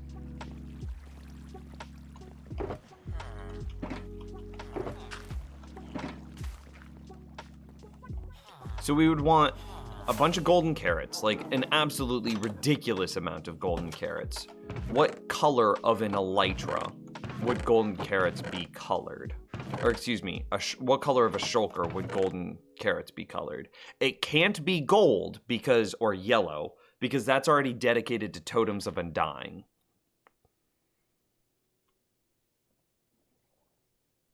Of course, you still have the statue after all. Wait, the statue? Orange? I was thinking like, yeah, I was thinking orange too. Because a carrot is orange, the base thing is orange. Yeah, sure. Why not? Everybody's kind of in agreement.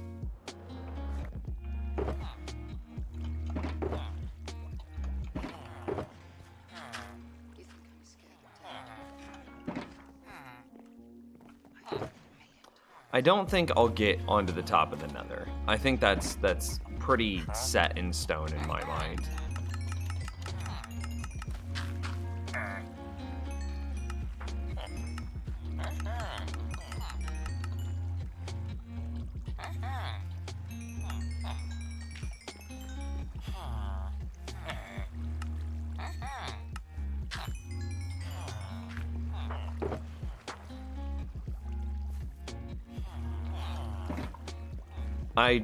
For the same reason I don't like duping, for the same reason I didn't do zero tick farms, I don't think I'll get on top of the nether.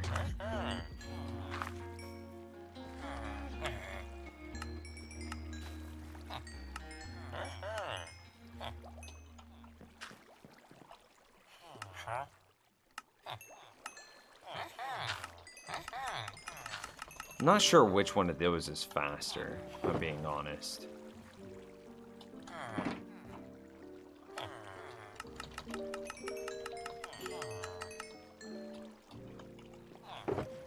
I wonder if I could make like a macro that just spams it out for me. Surely that would go much quicker. And see, this is the issue, by the way. I just have to throw those on the ground, and that feels terrible.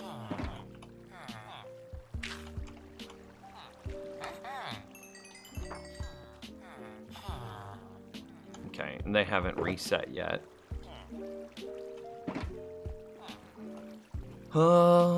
Here, we'll just put this, like, right there for the short term as we slowly fill that with golden carrots. I have to wait for their next reset. I could also recommend a shulker full of experience bottles. Ooh, that's an interesting idea. So in case I have something that's super low on durability, I could just be like, blah, blah, blah, blah. Just came from a world tour. You think about librarians for enchanted books. Yeah, our world has grown a lot. So we have right next to the sugarcane farm. So we've got the sugarcane storage here to make into paper to sell to librarians. So we've got an Unbreaking 3 book there. We've got a Infinity book here, which is really important because the only thing that can really break that we use anymore is our bow, because I prefer using infinity bows and not mending bows, because infinity bows require much less maintenance, because I don't have to worry about the arrows in my inventory. I could literally just roll one arrow and then that's fine. Which means that the durability bar is representative of how many arrows I have left, and I don't have to worry about some hidden statistic inside of my inventory. So anyway, I much prefer infinity, and infinity is mutually exclusive with mending, unless you were able to grandfather an infinity mending bow in from like 1.8 or something like that. They do exist. So anyway, bows are the only thing I still need to craft. So we did want the infinity trade, and then we also have a mending trade here as well. This is garbage, and this is garbage, and this is garbage. But we have unbreaking, infinity, and mending ready to go. Additionally, I don't remember what this librarian got. Power 4, which is pretty sick, and efficiency 4 on that guy. And then we have some Fletchers they're rolling, so power 2 on this Fletcher. Oh yeah, I kind of forgot that we've built that now. And then we've also got power 3 here and punch 1 there. So we'll be able to craft our bows pretty easily. And we're kind of already treating this world as if it's already 1.16. So the storage system, and I don't know if this storage system was inside the world tour video, but the storage system, notice I'm only storing 9 items. And actually, one of them isn't even from the fishing farm. Feathers I'm getting from my darkroom mob farm. So I'm only really storing 8 items from the fishing farms. The 4 fish, pretty obvious. You've got salmon, cod, clownfish, pufferfish. I'm storing the leather. I'm storing the string, the ink sacs, and the tripwire hooks. So I'm not storing any of the treasure drops. So I'm actually just, even though I'm in 1.15, I'm already destroying all of the treasure items, trying to pretend as if I'm already in 1.16 to start acclimating and making that transition easier. See you later, pro. Yeah, Shulker full of experience bottles. That's a pretty sick idea, TBH. Can I say that was a pro flight? Like, my gosh.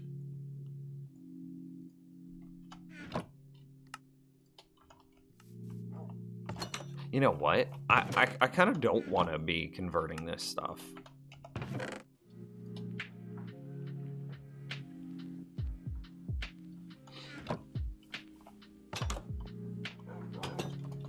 Why are you not? I'm not holding you hostage, Alex. I told you the joke is over. Okay, bud.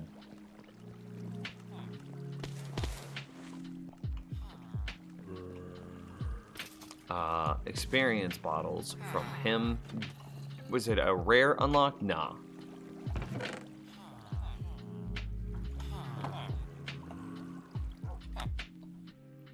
See, I wonder if I could make a macro that just sits there and spams spacebar left click, spacebar left click, spacebar left click, and it just goes like, but does this way faster than my, you know, crappy human fingers can do. Because they are crappy human fingers. Well, sounds like another cat needs to die.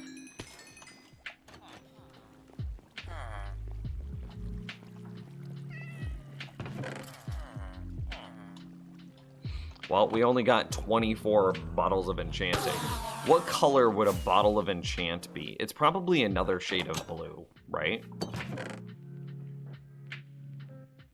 Maybe green?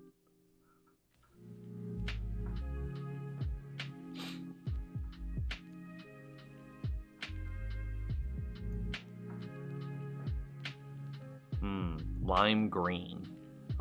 Okay. How do you make lime green? Oh, for the experience bar. That makes sense. Is it like smelt a cactus, make it in a green dye, and then add green plus white? Okay, yeah. So I was getting there. I was like, smelt a cactus and then add white dye.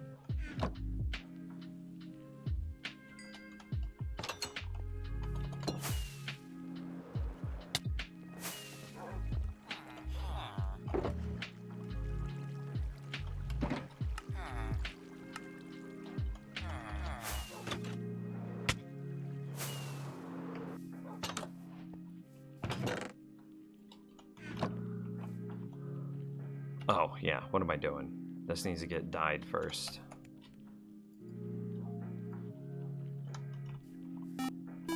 Oh, hey, what is that?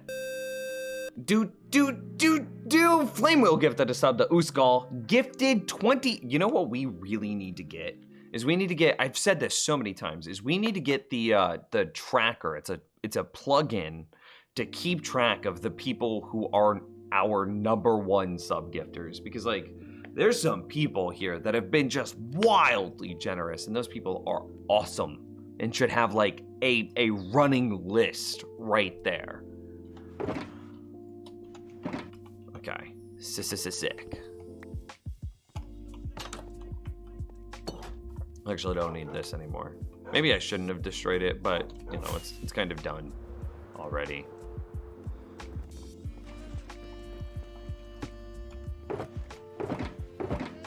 Oh yeah, let's go make some more rockets.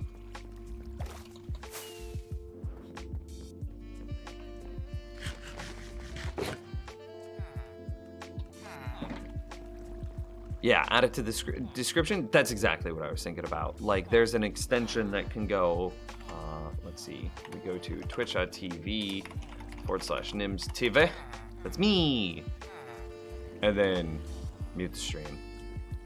And then right here, just like we have like the shirt, like this fancy extension, which syncs up with the merch shop so you can see the stuff in the merch shop, you would be able to see like top gifted subs. So let me see here real quick.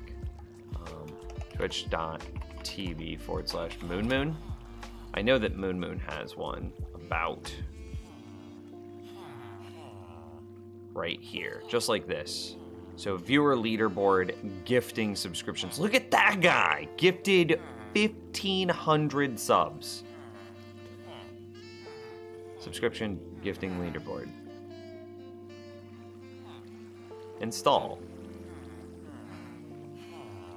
Extension installed successfully. Configure.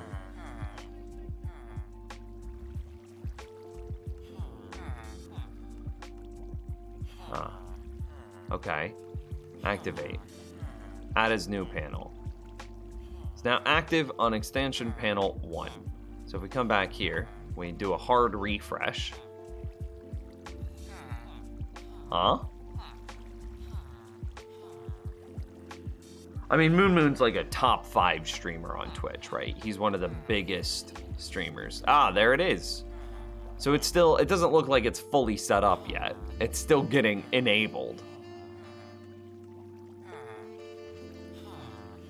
Okay. Configure?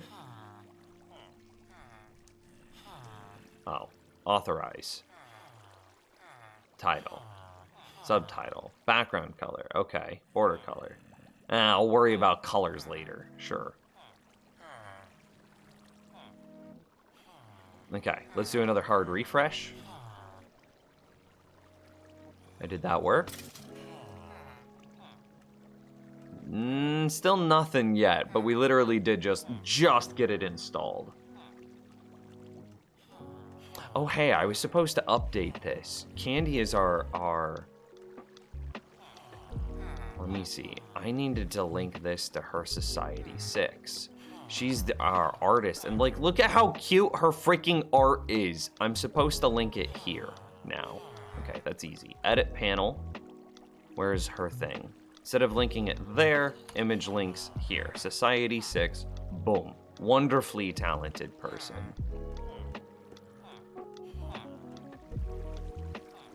Okay. And so we want like this to be right there-ish. Sure.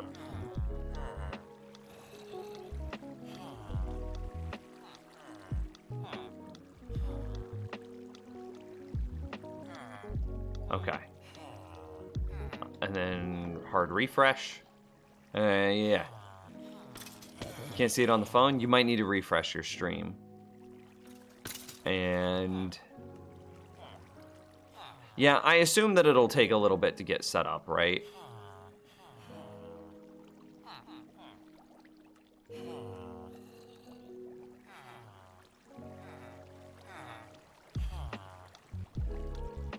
Yeah. I just assume that it's not all the way there yet. It'll take a few minutes to pull my data and blah, blah, blah, and get it all synced and synergized, and yeah. It'll take it a minute.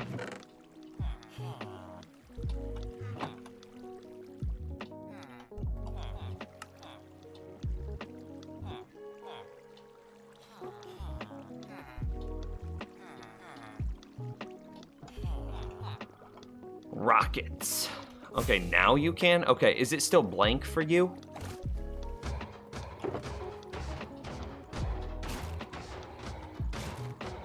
Alright, sick. Yeah, it's still blank. Okay. MBD. MBD. And now we can keep track, and we could be like, oh, look at that. So Flame Wheel, who just gifted a sub, would be like, oh, sick.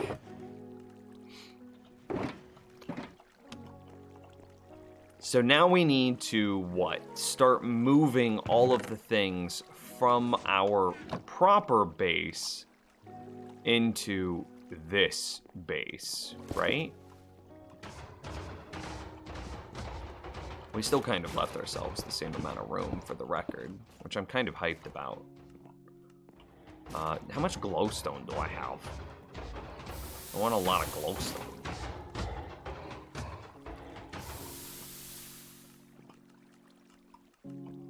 What's the easiest way to get light to come through all of these chests? Yeah, it's probably glowstone. I think you need to give permission or something. I did.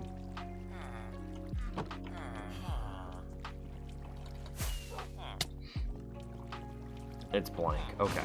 I assume it'll take it a minute before it syncs the data.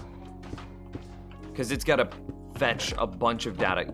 Because, you know, we talked about this a little bit earlier. I've been streaming for, I would probably guess, like 5 years, give or take. It started on and off as like a hobby. And now it's like a true, I want it to be a 50-50 with YouTube. Yeah. I want it to be a 50-50 with making content on YouTube, which here's where you yell at me and say, well, you're not even making content on YouTube, blah, blah, blah, blah, blah. And I would say, yeah, that's fair. But still, that's the truth of it.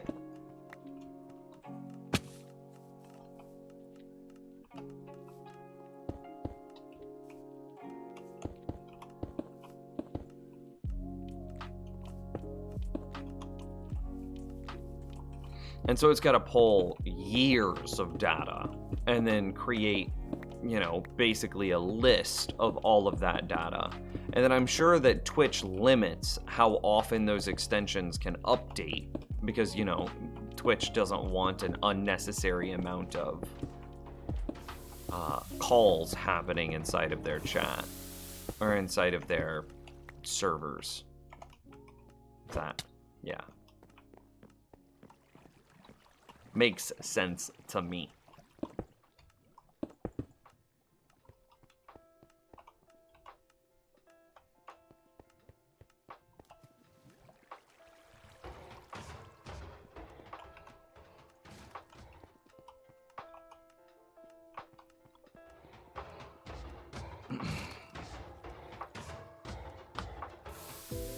Well, there you go. So it's been, yeah, 5.5 years.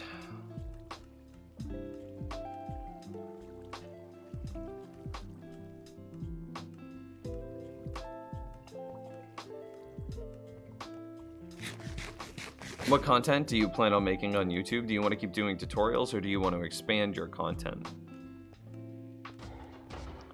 Tutorials have always been the thing that I've been most successful at. I'm without being too full of myself, the way I present the material in my tutorials is probably one of the better tutorials to follow on YouTube. And that's not I'm not trying to be conceited, I'm not trying to be braggy. It's just, you know, I've followed a lot of tutorials out there. I have followed a lot of tutorials. And re-watching my own tutorials is the easiest tutorial that I've ever watched. So, I don't know. Is that conceited, or is that just like an opinion? Or is it somehow rooted in a truth? I don't know. Maybe a little bit, all of the above.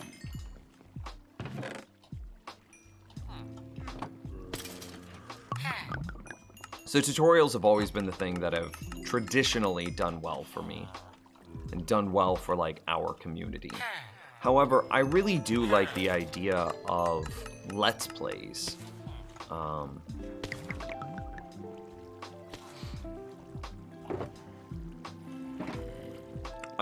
I think I miss them, and I think that this live stream world is kind of a way that I'm scratching that Let's Play itch right now, which may or may not be a good thing, right? Because instead of making this content for YouTube, I'm now making it on Twitch, and because I'm making it on Twitch, I'm not going to be making this content again for YouTube. All of you will have already seen this content and would not want to watch it again, right? Haha.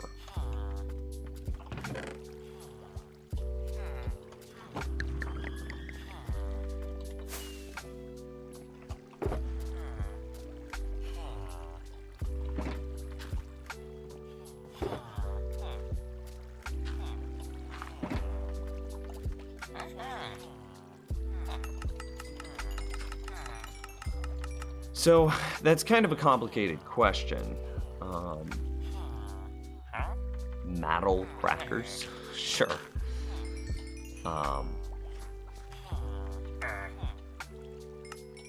It's a complex question with a complex answer.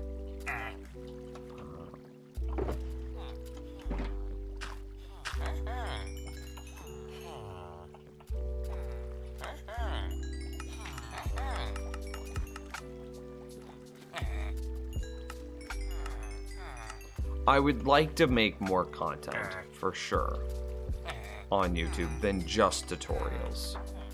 But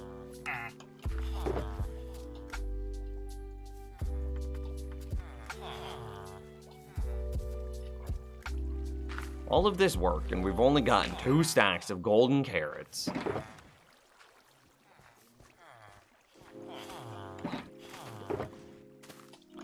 So earlier when we were talking about how often villagers reset, this is a big reason why getting as many trades done per reset is important.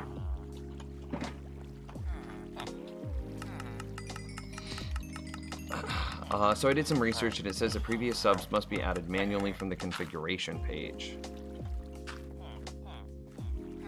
What? No way.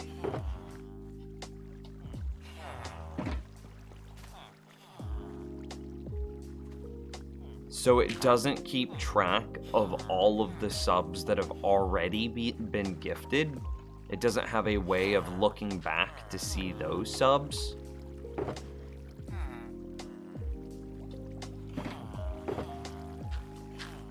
Nuh-uh. I'd call it a biased opinion. That's fair.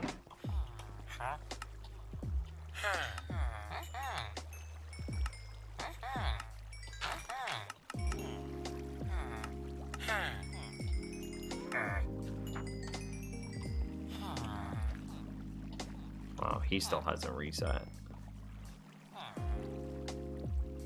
Got carrots. You got carrots? Oh, he just reset. Well, you do understand yourself better than others, so I agree with eyebrows. That's fair.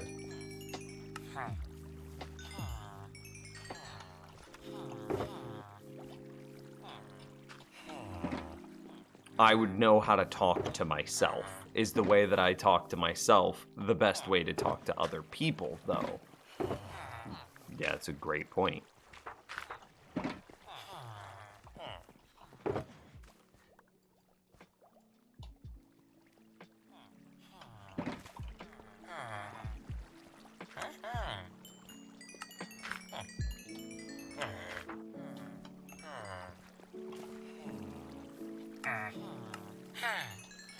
Need carrots for that guy.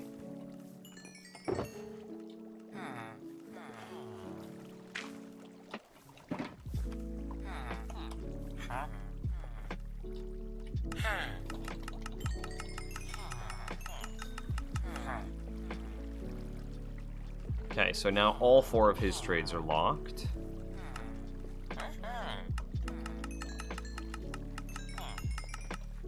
Kind of perfect. Potatoes. We need potatoes. And actually, we're trying to lock 5 trades. Okay, 5 trades are locked.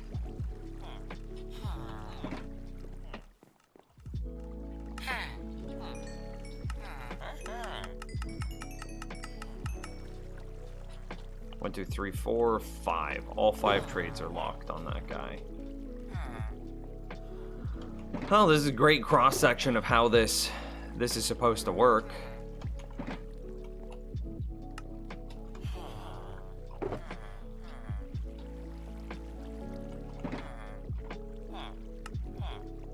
You see how easily I'm able to build up like bulk amounts of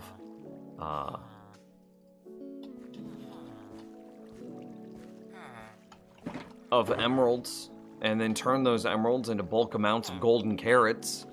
Still not as fast as I think I would like it to be, though. Still locked. Still locked. So somebody earlier asked in the stream what the best, I don't know, what villagers were the best to sell things to for emeralds. It's like farmers are really good. It's like, just look at this. Look at those stacks. And remember that we're buying golden carrots, so this is probably another 2 or 3 stacks of golden carrots right there. Do you play Terraria? If so, do you like the new update? I haven't played Terraria in years. Years! Straight up. There was just something about, like, the system, I don't know, it just never grabbed me. Like, the 2D and the pure combat of it, it didn't have enough building for me.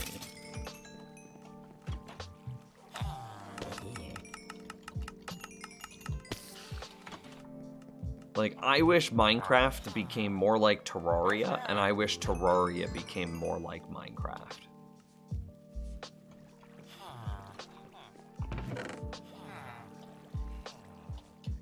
So I wish Terraria had more complex systems and more complex building and more interesting things that you were able to do inside of the game. And then, is that good enough to get started? I don't know, maybe. Yeah, because every time that we go to refill our regular carrots, we'll just, instead of throwing out the extra golden carrots that we generate, we'll just put them inside the golden carrot chest. And we'll carry a backpack version of our ender chest in our inventory at all times.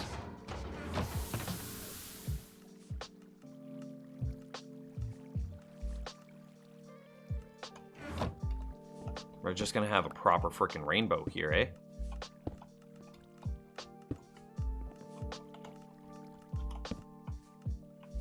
Doesn't matter.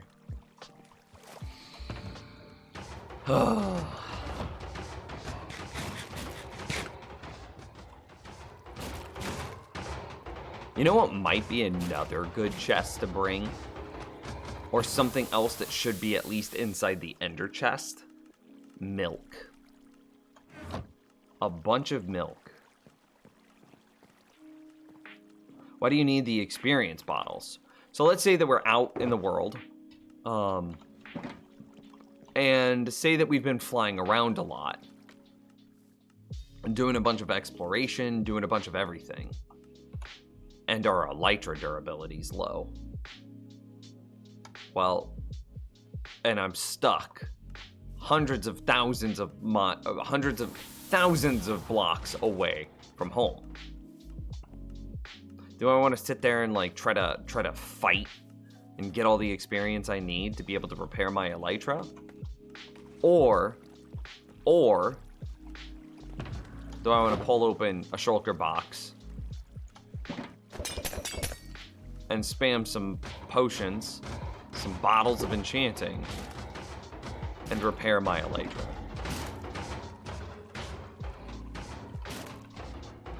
You can name the shulker boxes too. I think that's a little unnecessary because once the shulker box is inside of here, like I'm gonna look at it and you know, whenever I see the name of it, right? So say I see Silky Subscribe there, reminding you that you need to subscribe to me on Twitch, right? Or you see Fortune Follows, and that reminds you that you're supposed to follow the Twitch. Anyway, at the same time, I'm just gonna be able to see Bottle of Enchanting here. I'll just show you.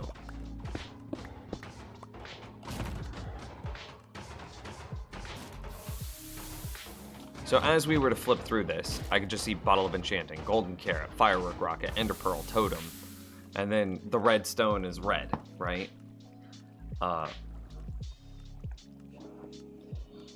So I don't think I'll need to name them.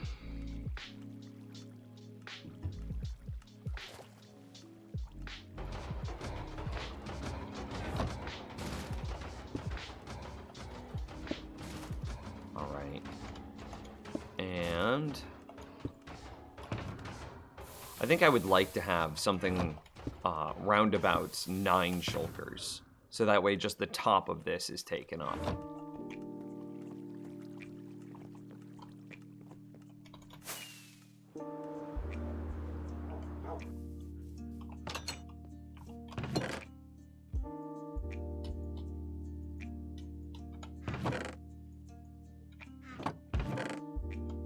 Any more buckets?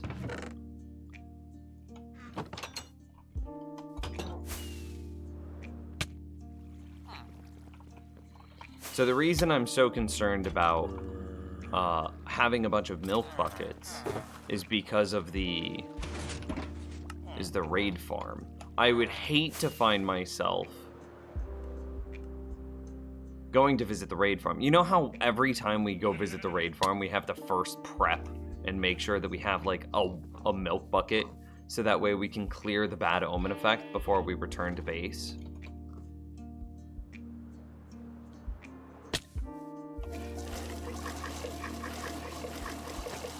Oh, well, that was it. That's all we got.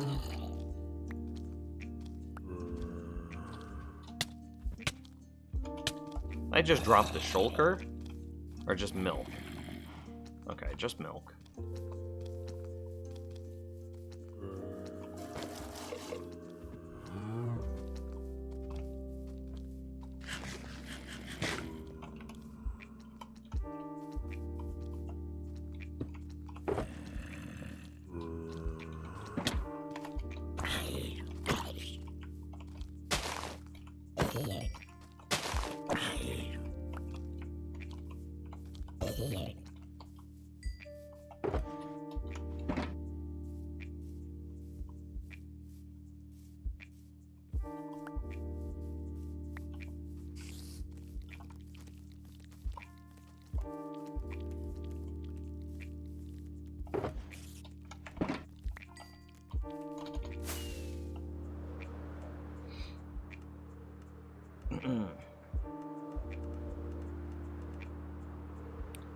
Please help. I accidentally named one of my dragon heads 1 and I can't change it back. I actually have no idea how to do that. Place it and break it again. Yeah, there you go. Tree's got you. That makes sense. Okay, so there's our milk bucket supply. So that way we can always clear bad omens if we don't want them.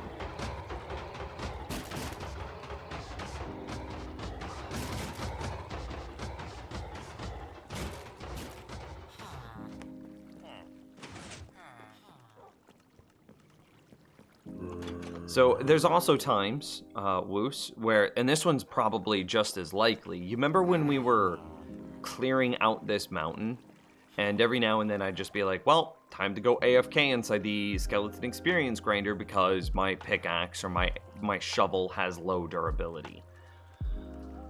Well, instead of doing that, I would just be able to bust out all of my potions of enchanting, and then I'm done 30 seconds later. I'm ready to work again.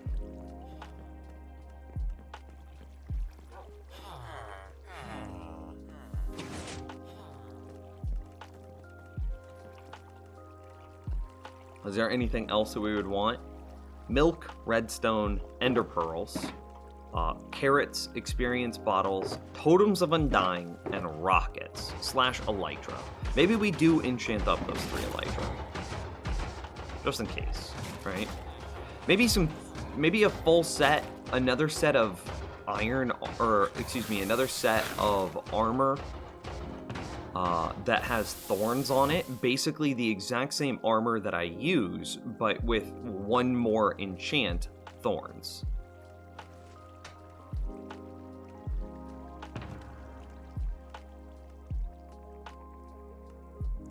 Maybe we, of course, remove some stuff. Like, I don't think that we need respiration and aqua affinity on the full thorns armor.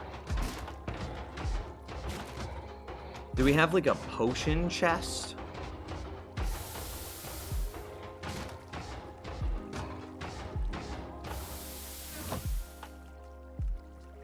And of course, we're very, very, very close to the point where we just start moving stuff over into the base.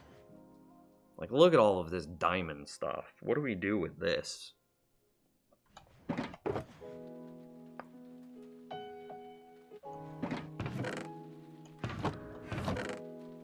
Oh, that's our freebie point.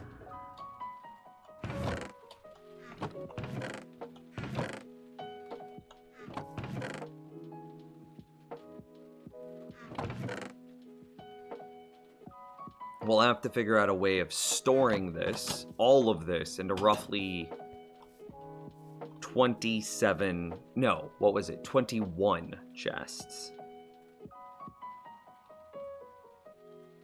Utility shulker with milk, water, lava, and a hoe if you destroy crops somewhere. And lapis for enchanting, anvils, craftables, and more ender chests if you fortune one. Well, I shouldn't fortune one because I always check the name of Silky Subscribe, but I could definitely see your point of just carrying 2 as an example, like that.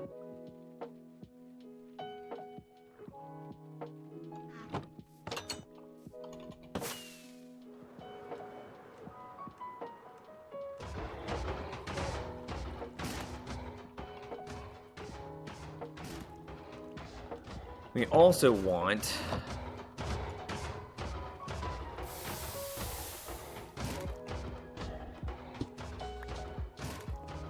this room. Do we even put in a blast furnace? I don't know if we do. Maybe we do something like this, and then where's that last one? Where's the smoker? Just in case. And then what? We've got an anvil, a stone cutter, an ender chest. Is there any other, like, weird or small hitboxy related thing that we would want to put there?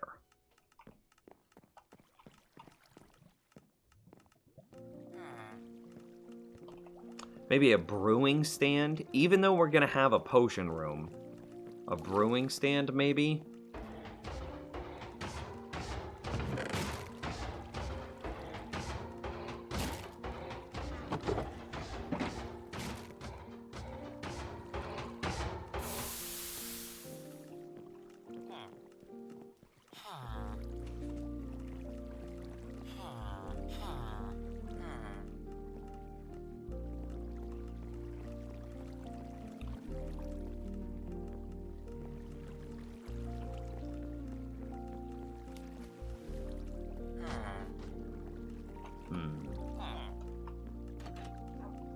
A grindstone. Grindstone, that's the... Yes, definitely a grindstone. That's the answer. Boom. Big brain. That guy. Right there. Woos. Y'all see a grindstone? See a bunch of anvils.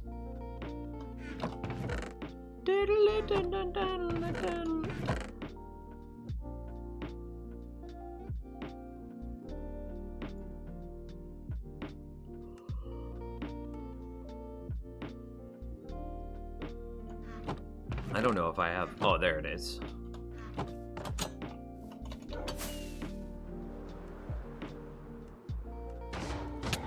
Almost a perfect flight. Oh, that's kind of sick. It could go sideways. Today I learned. Okay. This feels pretty good for a storage room. Let's go ahead and pop all these bad boys.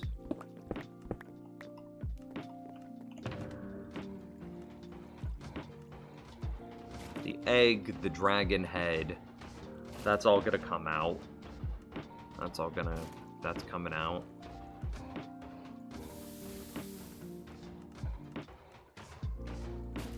Now this is what the inside of my ender chest is gonna look like. And I want 2 more things in there, just for simplicity, just for that beautiful synergy. Maybe we make like a gray one, and we just fill it full of like stone. Just building blocks. So that way we always have a huge number of building blocks on us.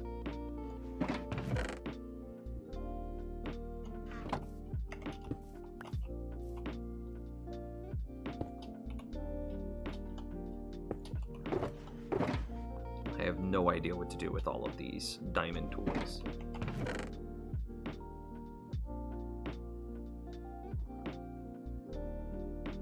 We can make a gray one.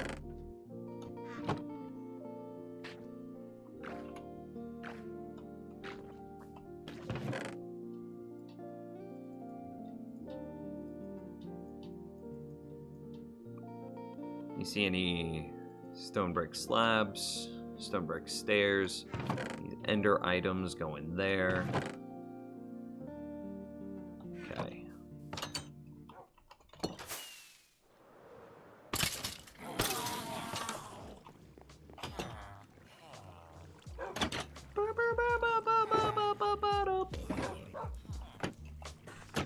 Alright, chat room. We're gonna need a lot more stone brick than this, so I'm gonna go ahead and start mining it. Silky, subscribe, and while I do that, I'm gonna run to the restroom real quick. I'll be right back.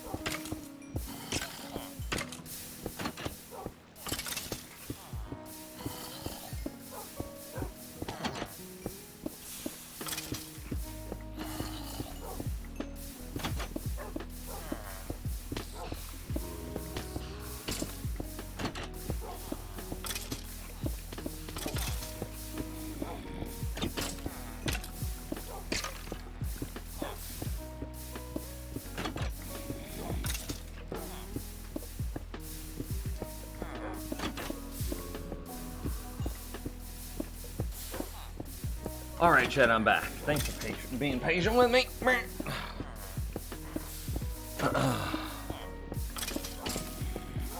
Yeah, I have to fill the old values manually. Oh, gosh.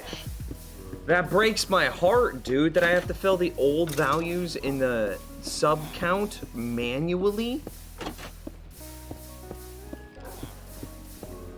So it only keeps track since the mod was installed. Is there a way that I can look up?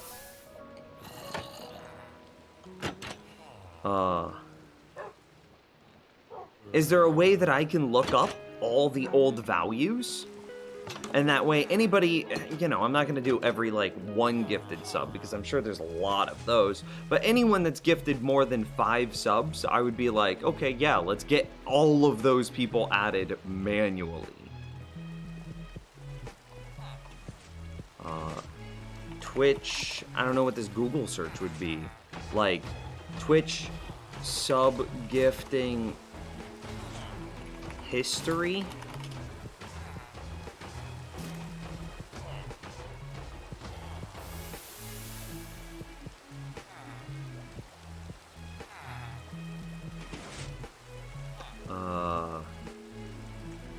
It's just talking about how to do it and what it is. It doesn't look like it's...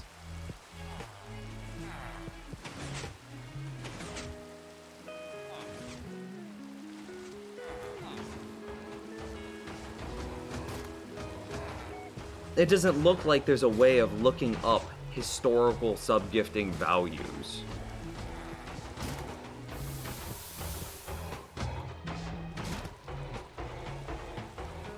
That breaks my heart, man.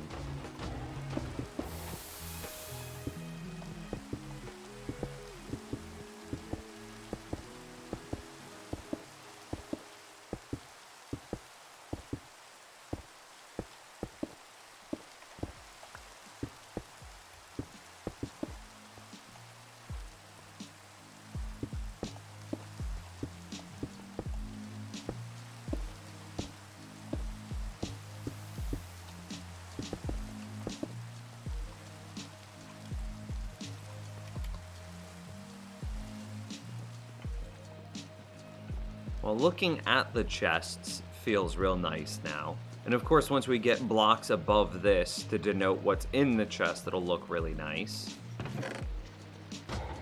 What was this supposed to be? Oh yeah, we were gonna make it light gray. And then fill it full of stone brick.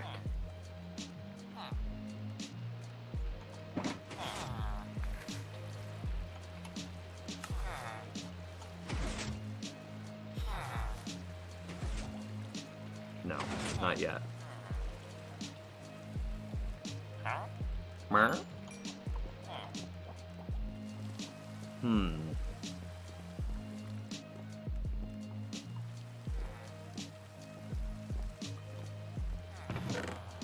Dan, how's it going, dude?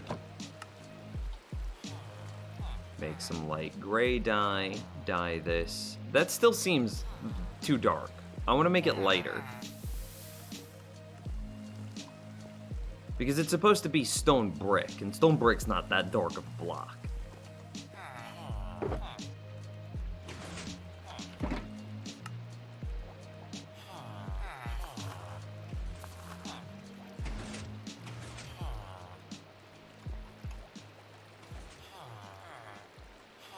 That's a bit better. That's about what I imagined.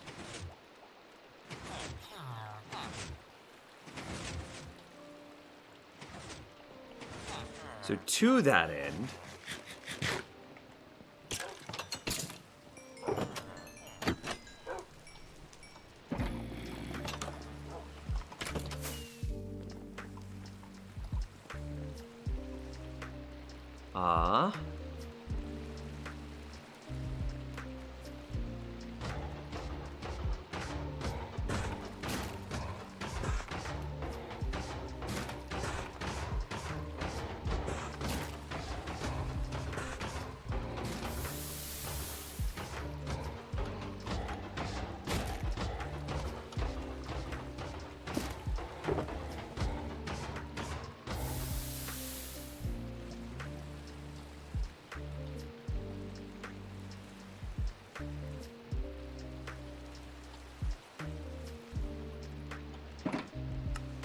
You can kind of get the idea of what I'm going for here. Just always having a absurd number of stone blocks to build with. That way, whenever I'm out and about in the world and, you know, adventuring and doing stuff and blah, blah, blah, blah, blah, I never need to worry about, oh no, I need to build something, blah, blah, blah, blah, and I'll have the stone bricks on me. Clearly, I'll have the stone bricks on me.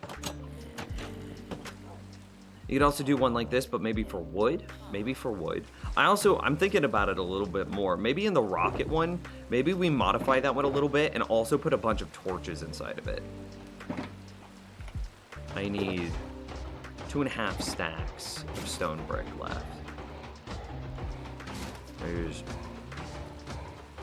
That would give us 4 stacks. There's 3 stacks, so there's basically 2.5. No, that's still a full stack.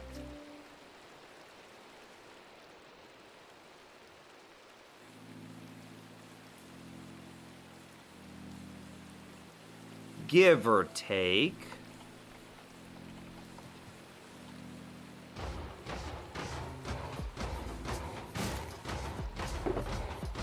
There we go. And then we need what? 4 stacks of stairs left. 1, 2, 3, 4. Yeah, nice. Wow. Actually, that came out perfectly. And then we need a bunch of stone brick slabs. Is that the correct ratio? It's 3 makes 6, right? Yeah. So it's the exact same ratio as normal.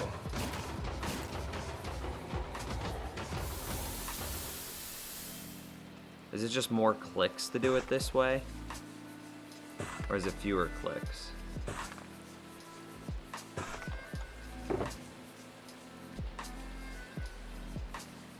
I'll do the 25 now. Awesome. That's about what I expected, yeah? About what you expected?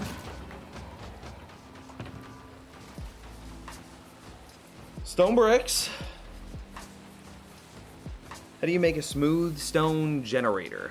Lava that falls on water.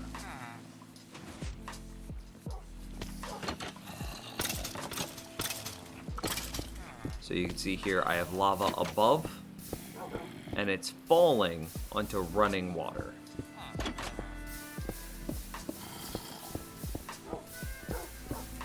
And then that gives me this smooth stone. Well, the regular stone. Smooth stone is something else, actually.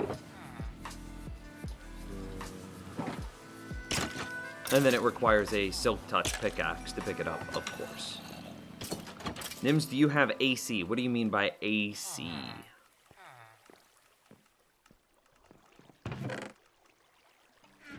Assassin's Creed? Or air conditioning?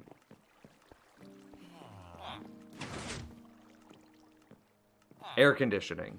Yes, we do have air conditioning.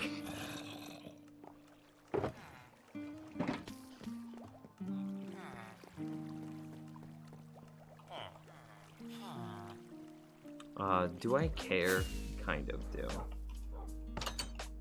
I think having a dye chest might be good at some point.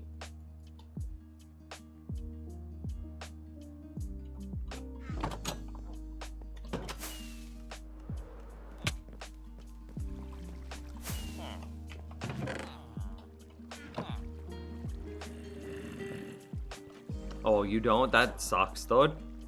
Do you have, like, a window unit? It's so hot here, I might melt. Oh, man. It's still pretty chilly here in the Midwest, but it's not so cold that, like, we need the heater on. It's that nice time of year where the heater's off and the air conditioner's off, and we save a bunch of money.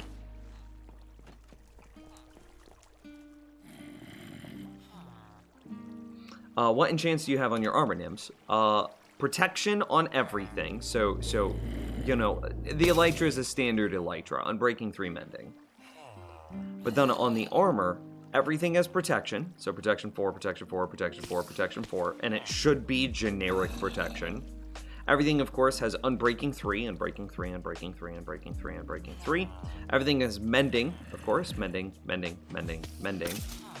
But then on the helmet, I have Aqua Affinity and Respiration. The chest, it's just Unbreaking, Protection, Mending. Legs, Unbreaking, Protection, Mending. And the boots, Unbreaking, Protection, Mending, Feather Falling. With a standard Elytra.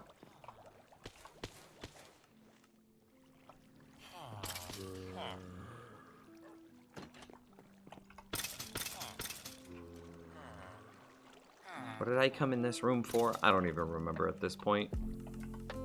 What is my life?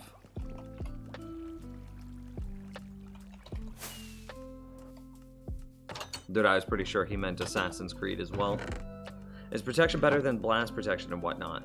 Largely, the simple answer is overwhelmingly yes.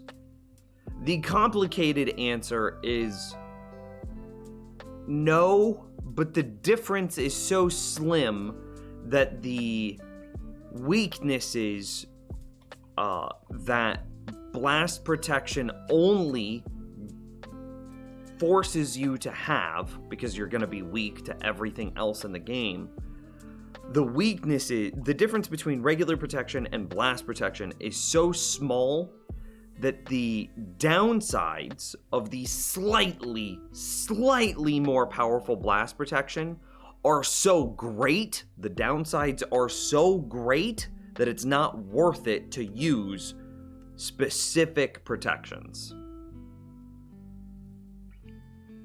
Why not Depth Strider? I thought Depth Strider and Feather Falling were mutually exclusive.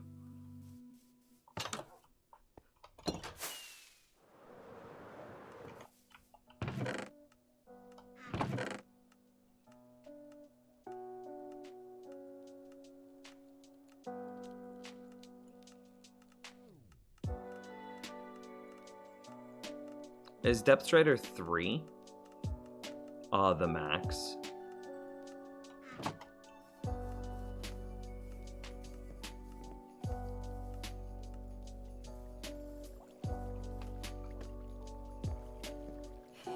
Oh.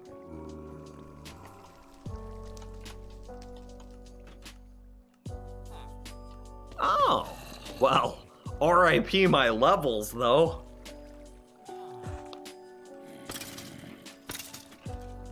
Can't put Depth Strider with Ice Walking. That makes sense. Okay, yeah, I'll spend 25 levels. Is it worth it though, chat room? I'm gonna make the title a lie. Ah, it's fine. We'll just update it for next stream.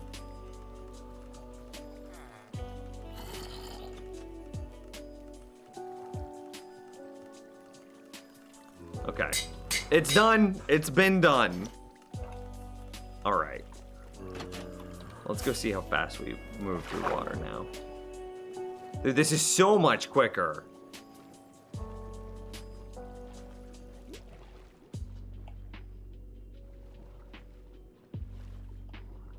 Like, I can actually, like...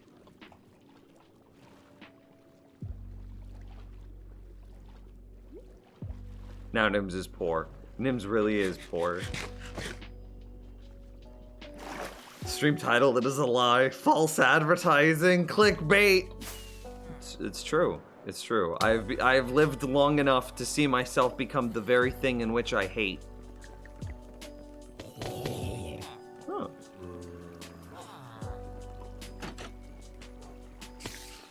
Oh yeah, I was talking about building...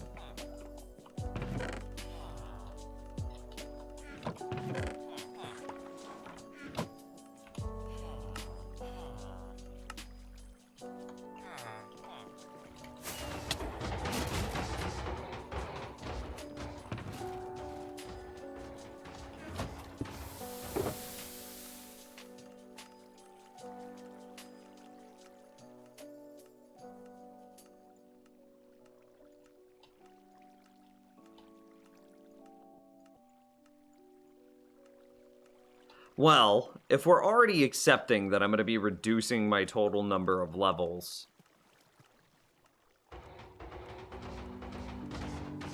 shouldn't I just go ahead and enchant one of these backup elytras? Yeah. Let's go throw some mending unbreaking on it. And then I'll do an AFK session of let's see, let's take a clean one. Oh, that one's already got unbreaking and mending together. Pfft, done. Easy as the book of my life.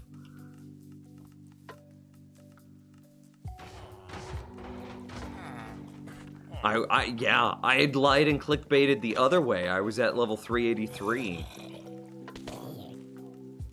And not 381. Ooh. Wow, and this only cost 5 levels. It's fine. I bet I can get it back before next stream. Okay. So there's our backup elytra.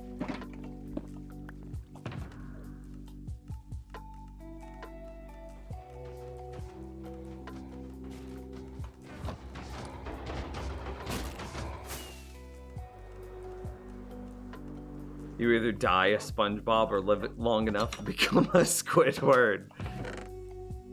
Man, I probably would break your heart to tell you that I've only ever seen like 2 episodes of SpongeBob my entire life.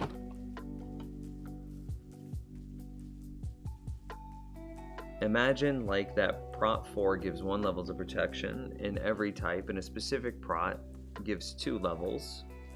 Yup. And the max level of protection you can get is 5. So the 2 best options are 4 prot or 3 prot and 1 specialized in your most feared damage. But 4 prot is in his opinion, the personal winner. Yeah, so he simplified that a little bit. It's more like each level of generic protection is worth 1. This is the real answer. Each level of generic protection is 1. Each level of specialized protection, like this, fire protection, is worth 2. So, this protection 4 is 4 points of protection. This fire protection 4 is 8 points of fire protection. Okay, you keeping up so far? The reason that generic protection is so much better is because there is a cap, and you cannot have more than 20 total protection. So if you think about your 4 pieces of armor that you get to wear, if it's generic protection, you have protection 4, which is worth 4. Protection 4 worth 4, protection 4 worth 4, protection 4 worth 4. 4, 8, 12, 16. You are 4 points under the cap with generic protection against every single damage type in the game. Now let's look at specialized protection. Fire as an example. Fire protection 4 is worth 8. So remember that you have 4 pieces of armor. 8, 16, 24. Uh-oh. At 3 pieces of armor, you're already over the cap. It's wasted. If we go all the way up to 4 pieces of fire protection 4 armor, 8, 16, 24, 32, you are 12 points over the cap. The last enchant does nothing for you. Literally nothing. And the 3rd enchant is only half effective. I kind of assumed that everyone would aim for protection 4, so I kind of divided by 4. Right. I'm just giving them the real answer, not the simplified answer. So the last enchant is not effective at all, the 4th one. And then the 3rd enchant is only half effective because 8, 16, and then only the first 4 points of it are effective, and the last 4 points do nothing. And all of this is only for a specialized damage, fire, blast, projectile. So you could get maximum protection in 8 plus 16, or 8 plus 8 is 16, and then you could get generic protection to go 8, 16, 20, and there's nothing wasted there. And then you could get, say, another 8 in another damage type. But then that's you would still be weak to that damage type because that's only 8 plus 4 for 12, whereas generic fire protection gives you generic protection gives you 16. And then with specialized protections, even in this maximizing one, doing your best in a second, you are still completely vulnerable. Well, you have only 4 protection in the 3rd damage type. Remember, fire, blast, projectile. And that completely ignores melee hits. A zombie hits you. He punches you with a sword. Fire, blast, projectile does not do anything against the zombie that meleeed you.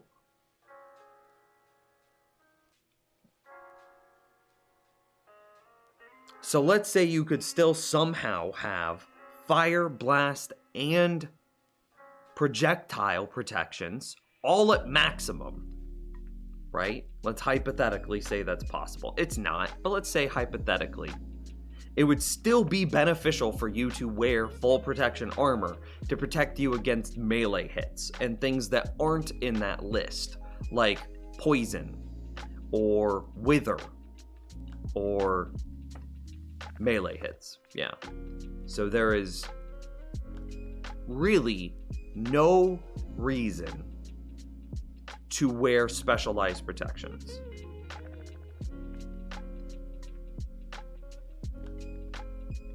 Bruh, I have one of each, and I was like, how does he take so little damage? It's the way that the math is done, and hopefully you feel like you have a better understanding of it now. But if you don't have a good understanding of it, then just trust me when I tell you that the only thing that you should ever really wear is protection 4 on all pieces of gear.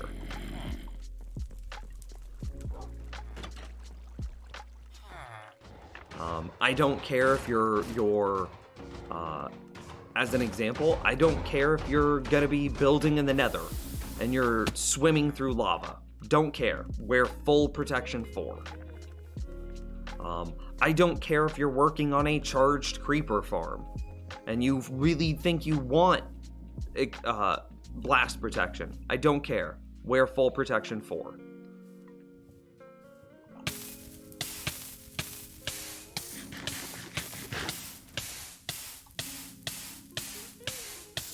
I don't care if you're going to be working exclusively with skeletons and you plan on being shot by skeletons a lot and you think you need the projectile protection. Wear full protection 4.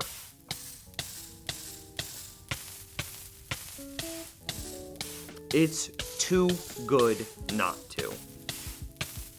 And all of this, even if you were to wear the specialized protections, obviously I've made my point, even if you were to wear the specialized protections, they still leave you more vulnerable because there are damage types that the specialized protections just don't cover, like melee hits, potion effects, and wither effects.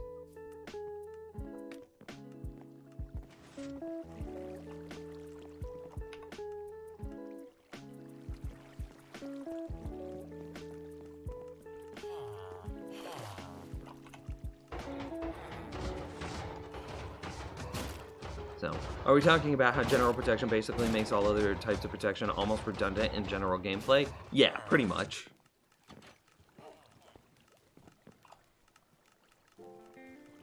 Honestly, I don't think that you reduce the effectiveness of general protection.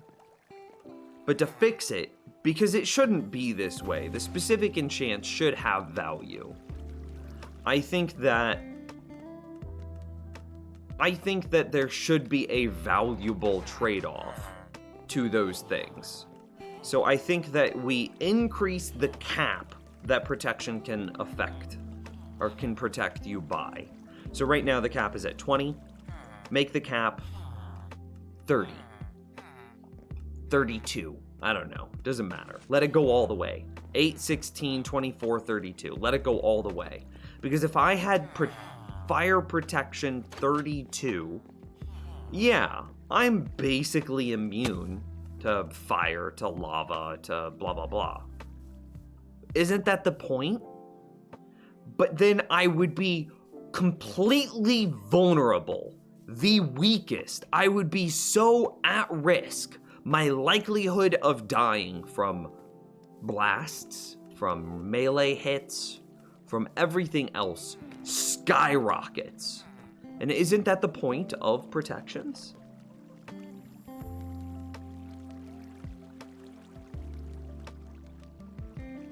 And I gotta hydrate. What up? Nims, what is your opinion on God Armor?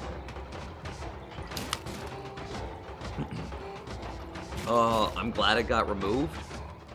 And it should have been removed even harder and even faster.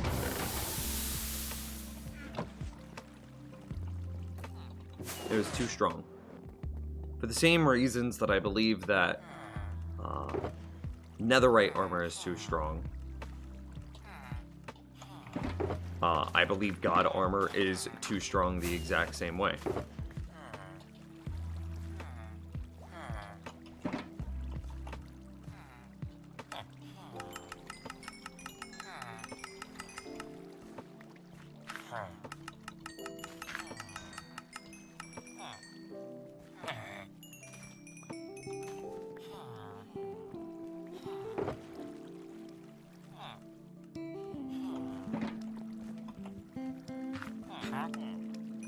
No way he already reset.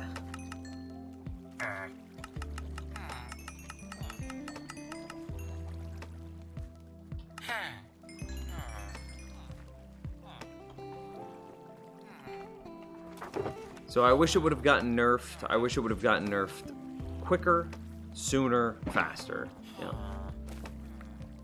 Just use a fire resistance potion? I mean, but there is no such thing as a blast resistance potion. There is no such thing as a projectile projection potion. Your point is moot. Because that's irrelevant to the conversation of protection armors.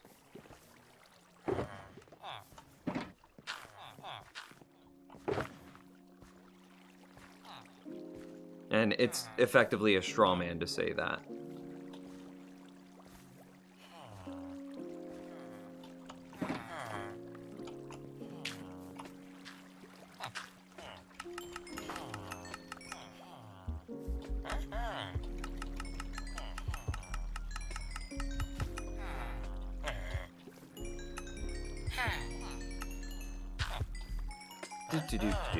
Yeah.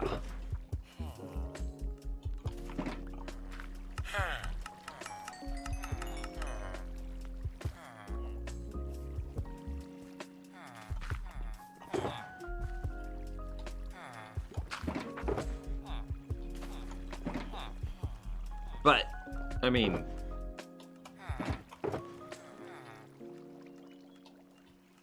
Wow, all of that work. Can you guys reset, just please? God armor,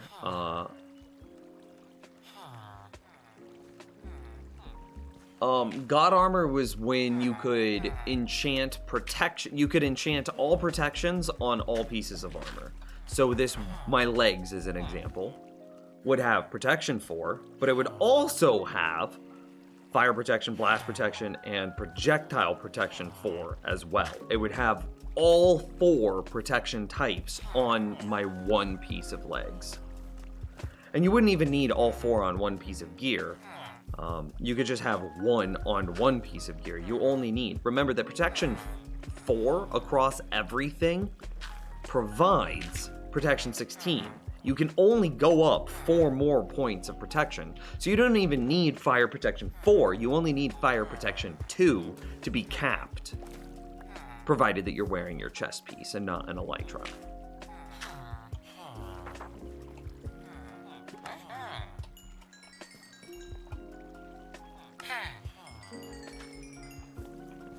they should reset in just a moment. So, yeah, that's what God Armor was.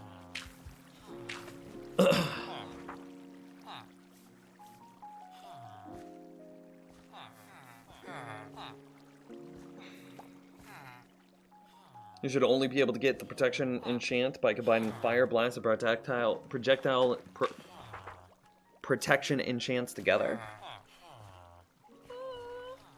I mean, maybe, but that would be quite a large nerf to the early game players. The early game players would be, like, super screwed. I don't think that you should change anything about the power curve in Minecraft as it exists today, because I think that the power curve in Minecraft is, for the most part, correct.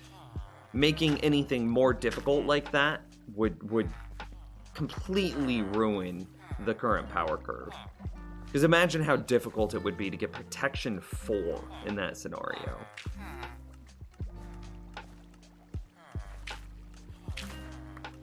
Those rails only cosmetics, or is there a reason for them, a purpose for them to be there? There's definitely a purpose. So obviously we have the upside down slab, so that way whenever we trade with the villagers, we can get the experience out like so. See how that one came from underneath? Cool. So it's got to be a slab, so that way the experience can come from underneath. But we also want a very easy way of trading with this villager. We don't want mobs to ever try to get in here to kill him. Namely, baby zombies. Well, mobs, like no mob in the game, will pathfind over a rail. They just won't do it. They just won't stand or walk over rails. So by having the rails here, I can keep this nice big open spot, and I never have to worry about a baby zombie trying to jump up in here and kill my villager. I could even destroy this slab. I could even destroy the slab and just put the rail directly on the ground. But let's say there are 2 zombies that make it into the base. The first zombie would stand right here. He would just be stood here looking at him, unwilling to step on the rail. The villager would be safe against 1 zombie. But the second zombie could come up and bump him and push him onto the rail, and then all bets are off. The first zombie would be able to kill him. So by using this system, it doesn't matter how many zombies flood my base, hypothetically, the villager will always be safe.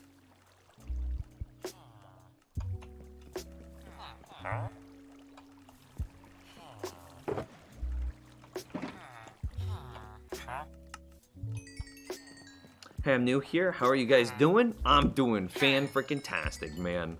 Just building up a huge stockpile of golden carrots. Must be past their trade window. That's fine. Yeah.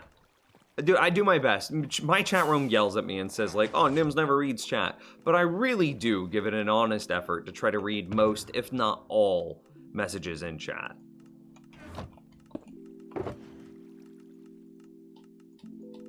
Like I said, a huge supply of golden carrots. That's the goal. One of those was my stack, though.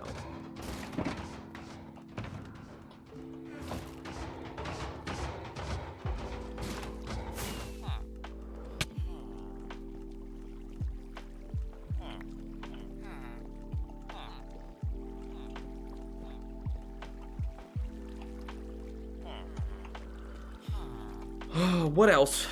I mean, do we start moving? Oh gosh, I didn't mean to miss.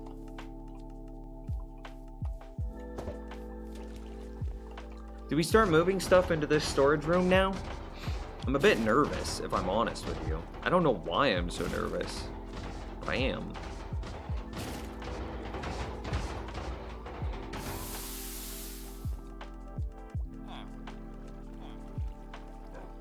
You read literally everything. I definitely don't. I absolutely, I know I miss messages. And sometimes I read messages, like you guys conversing among yourself, where I just don't feel like I need to respond. But... and it kind of depends on what I'm doing as well. If I'm in the middle of fighting a wither boss, you know, my attention is on not dying to the Wither Boss. Of course I'm not looking at chat in that particular instance. But as we do small maintenance projects around the base, yeah, dude, I read almost every single message. Come on, son.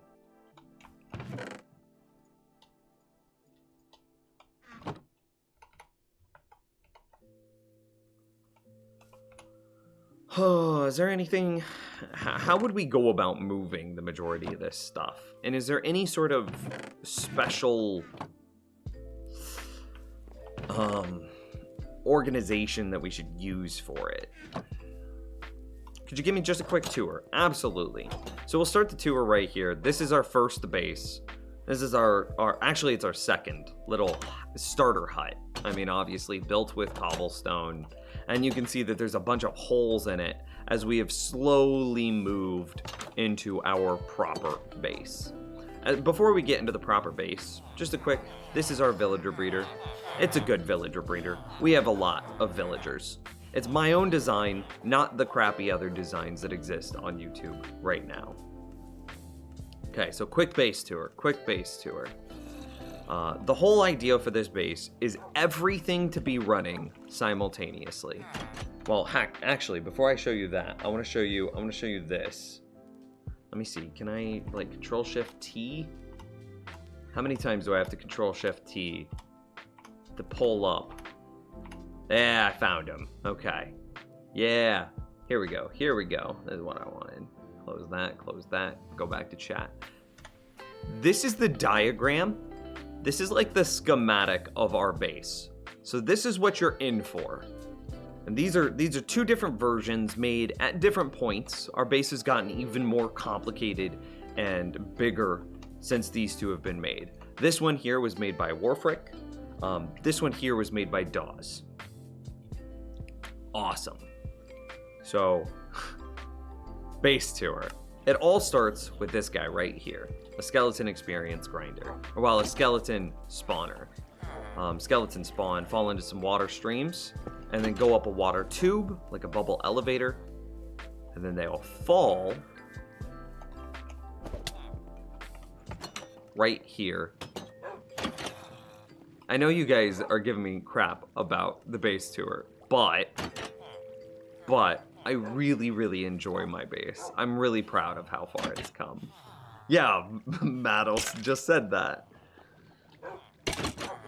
Never heard Nim say no to a base tour? I've said no before, please.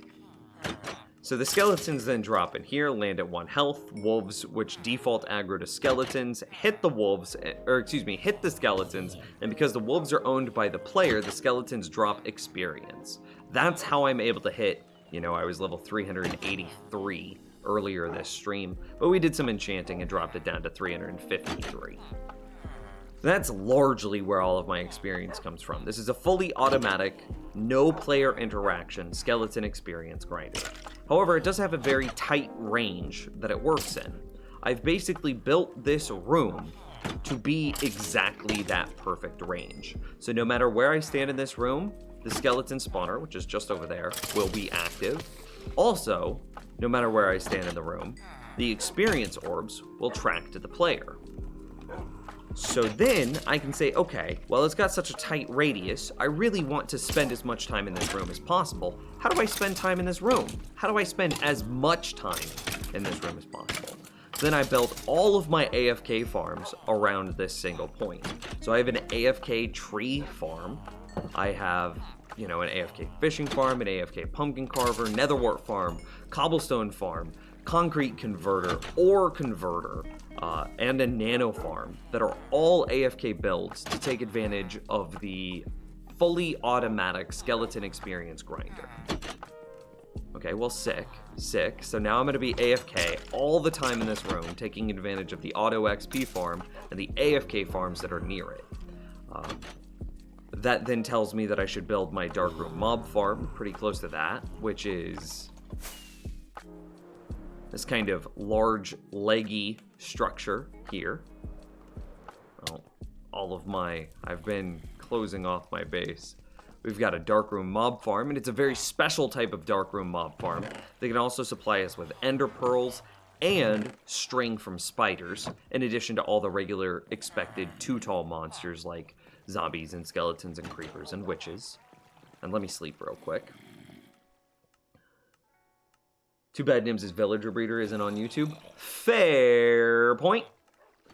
Hang on, let me catch up in chat real quick. How about you put like a dropper below your chest you want to move, then an ender chest under that dropper. Next, go to new storage and put the inverse, the ender chest, and you can't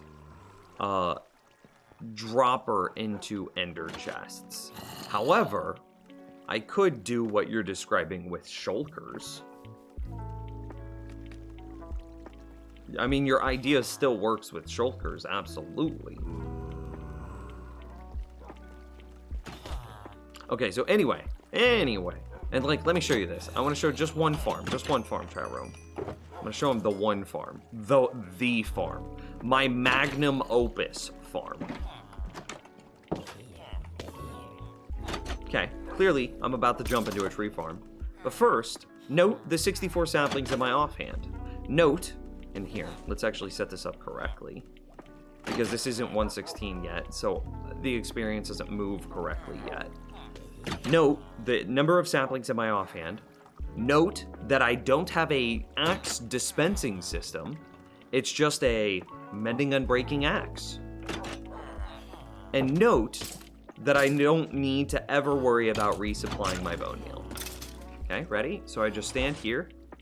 I hold right click, I hold left click, and I go AFK. I'm gonna go watch a movie, chat room. I'm gonna go make dinner. I'm gonna go hang out with my girlfriend. I'm gonna go take a shower. I'm gonna go poop. And it just works. Note the durability on my axe. As I'm sitting here cutting down this tree, you see the bar. Right now there's the green bar underneath my axe. But watch, give it just a moment, and that bar will disappear as the skeleton experience grinder, which is running completely automatically behind me, slowly feeds me experience, repairing my axe faster than the tree farm can use the durability. Note the leaf crushers that are crushing so many leaves, providing us with way more saplings than we'll ever be able to use.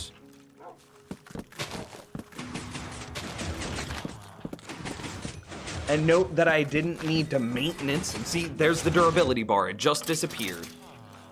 Which means that the skeleton experience grinder is providing us with more experience than we need to continue this farm working without anything. And note that there was no maintenance that went into refilling the bone meal because I have a pumpkin farm, a melon farm, and a poppy farm currently going through a composter array to supply us with all of the bone meal that we need. In addition to those 3 farms, I'm about to add 2 more, a red mushroom and a brown mushroom farm going through a composter array for even more bone meal. Yes, have a good movie poop. I'm gonna do them all at the same time, for sure. And in 116, this tree farm should get even stronger because I won't need to take off my armor to make sure that the durability goes to the experience goes to the correct tool.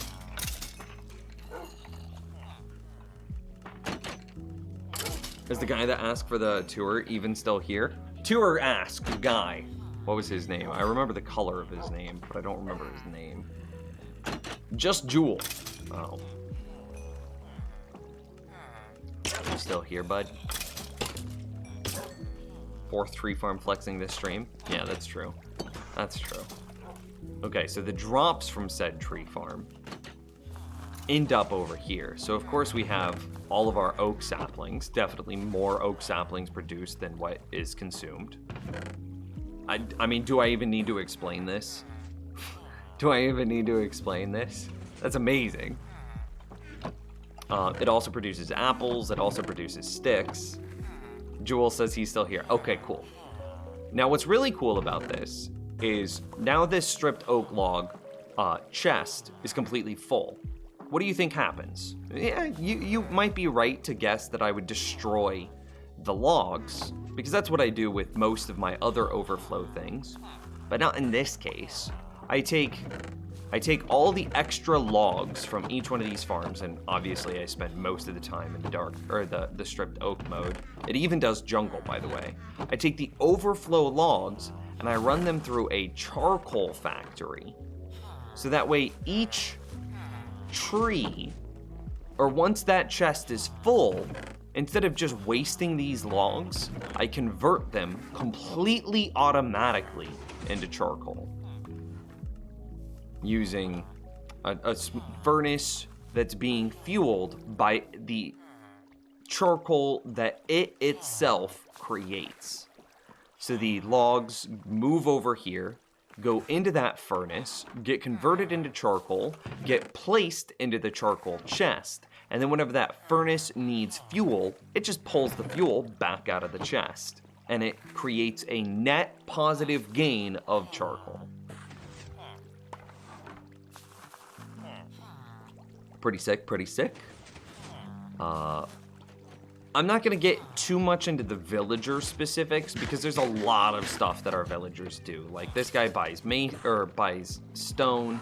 We have 2 Fletchers that buy sticks. Tree Farm produces tons of sticks, so we can make tons of emeralds from selling sticks. This guy buys white dye, red dye, which we get from Iron Golem Poppy Farm, plus all of our bone meal arrays, all of our composter arrays, giving us all the bone meal that we need. I talked to you about the Darkroom Mob Farm that produces us, all the standard drops from 2 tall mobs, but it can also do ender pearls and string, which is really not very many farms can do both endermen and spiders at the same time. We've also got a bamboo farm. We've also got a combo carrot, potato, honey farm. So this one's carrots plus honey, and this one's potatoes plus honey. This is really cool because when the bees come out, the bees will then become pollinated on the flowers, which then as the bees fly around, they drip that pollen onto the carrots or onto the potatoes, which increases the rate in which they grow, improving the efficiency of the potato farm that the honey farm is built inside of. We might get to see it happen here. Oh no, that bee's just chilling. Okay. But then how does the honey farm work? Where do I get all my glass bottles from? How do I not need to maintain that? Well, all the glass bottles come from the Darkroom Mob Farm because it spawns witches. And then we get a bunch of glass bottles, and I have a minimum amount that I store for myself, and then any extra glass bottles, I divide perfectly into 4 different streams. So of course we only get 1 stream of glass bottles out of the Darkroom Mob Farm, and then I divide it perfectly into 4 for each one of my 4 honey farms. And you can see all the bees are out and working now. And then that honey bottles get shipped all the way back, so that way it's right next to this. That way the player can just be like, oh, I'm gonna take these honey bottles, I'm gonna convert them into honey blocks. Look at how quickly and easily I can do that. Put the honey bottles and honey blocks back, the extras, oh, we got 1 more. Boom. Put those back. Now I have all these glass bottles, so me, the player, I just go, and put them back into the system. And you can see that now we're above our minimum threshold that we store for ourselves. So you can see that this is being added and distributed perfectly among the 4 beehives. How long have I been playing Minecraft? Since it was in early alpha, a crappy little game that you played in the browser. Yeah.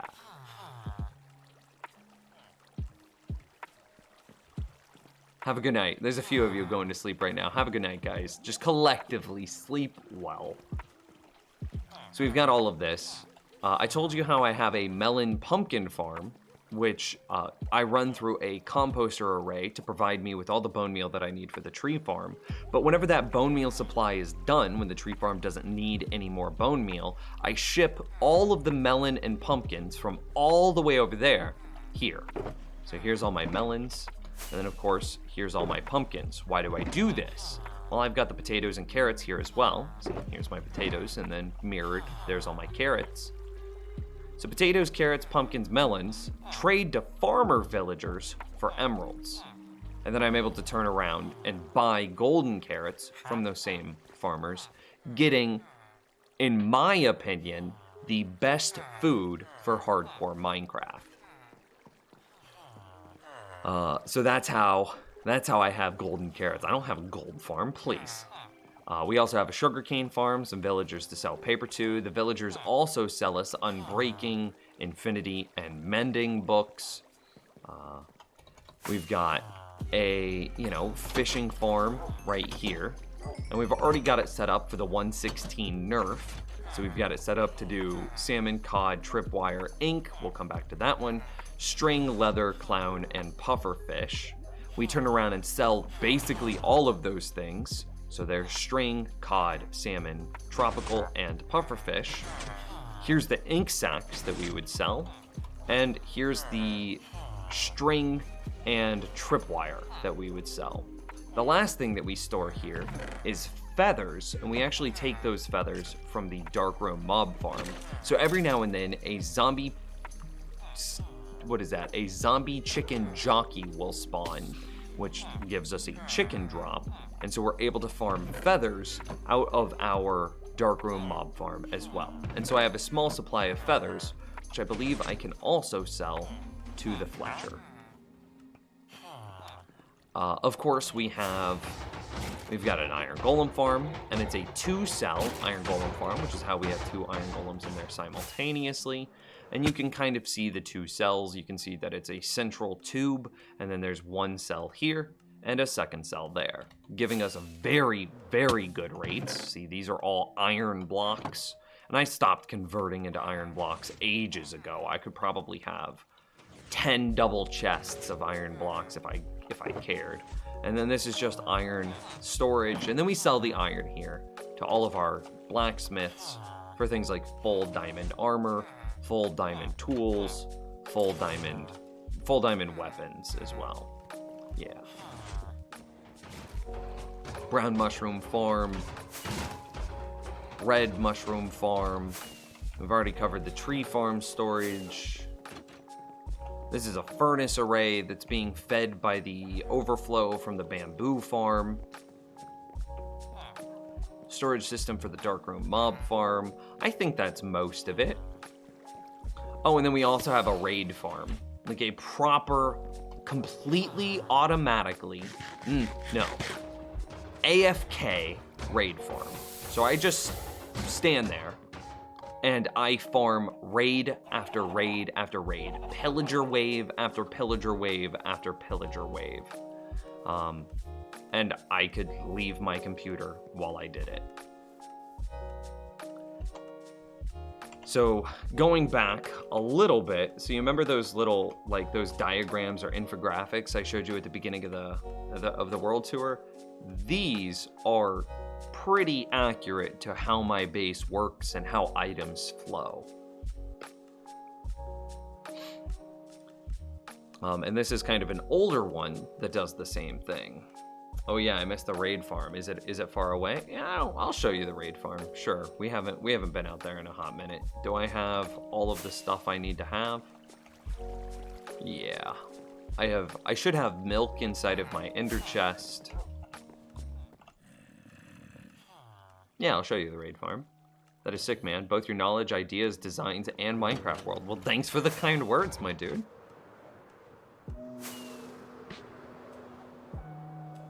It's a lot of time. This has definitely been a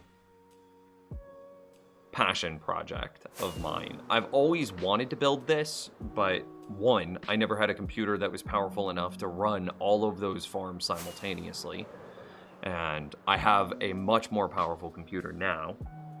And then two, having the knowledge or ability to build all of those things, it's hard. It took time. It took work to figure all of that out. And to get all of those things to work in synergy with each other. You know, you don't just stumble into that.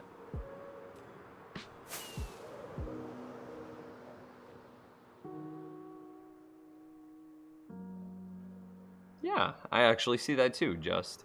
So thanks for the new follows. And we actually got a bunch of new follows just now. Where's my follow, Pickaxe? Don't forget the fortune follow this stream. Okay, so here's a raid farm. It's literally just this little pillar thing here. Just this. But let me show you how it works. So I have... The reason I built it all the way out here is obviously it can't be anywhere near land. You want your pillagers to spawn in a very specific spot, so that way you can farm them easily, quickly, efficiently. But it's still as close as I could get it to this pillager outpost.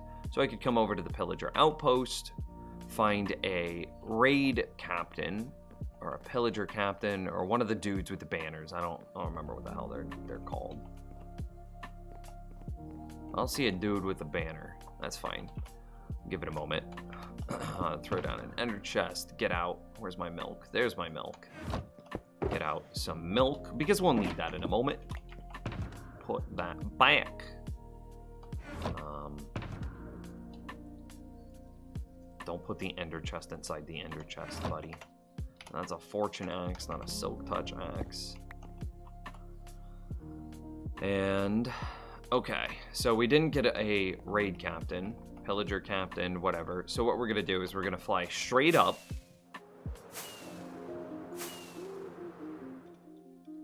One more. Let's go 4 up. All right. That's gonna cause all of those pillagers to despawn, and then we'll fly back down. And all the pillagers, the mob cap will prioritize spawning mobs around this pillager farm because it was the only thing in range. So at this point, it would be very unlikely if we didn't have a pillager captain. So let's go ahead and take a peek down.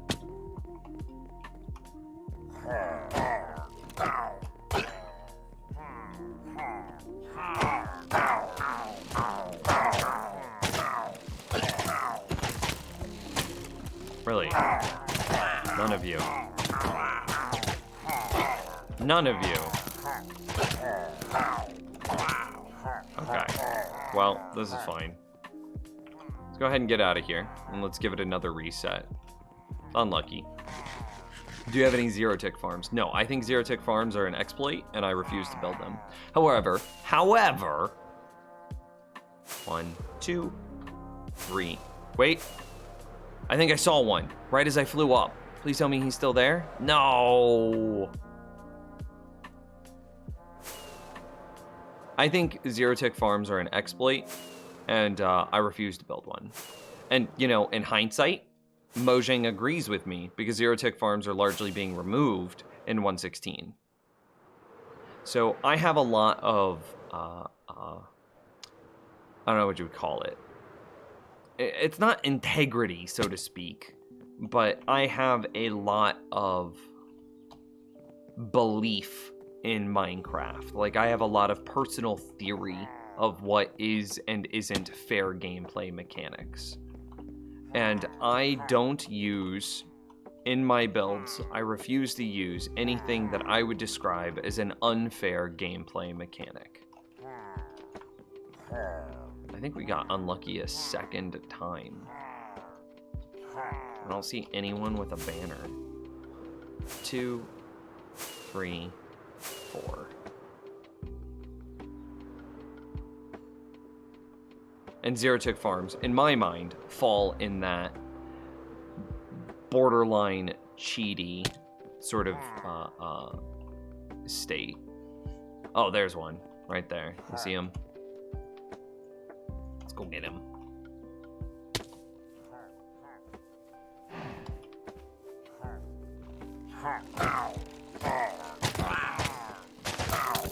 Okay, perfect. Now I have the bad omen effect. Wow, there's a lot of them. So I don't use zero-tick. I don't use TNT duping. I don't use sand duping. Just looking to see if there was a second one. It doesn't really matter, though. Nims, can you read this message? It means a lot for me. Yes, I read your message. That's really impressive. Oh, yeah. Yeah. I read that already. So, yeah, no zero-tick farms, no TNT duping. I think I don't want to get on top of the nether. I want to play Minecraft the way that I think Minecraft was designed to be played and show just how many shortcuts we don't need to take in order to really push the limits of what Minecraft can offer as a game. I don't think that we need the shortcuts that the community currently takes. Okay. So, I'm going to step in here, stand here. I'm going to go ahead and equip this just in case. Pull out my sword, and I'm going to start an auto clicker right here, aiming just at that fence post. And now my hands are off the keyboard. I did flip that lever, right? I'm pretty sure I flipped the lever. All right, so I get dropped down. I land in a water stream. Right next to that little water puddle is a villager, and he's set up in a way that makes the game think that that single villager is an entire village, which then causes a raid to spawn based on the position of the player. Well, because the player then gets lifted back up,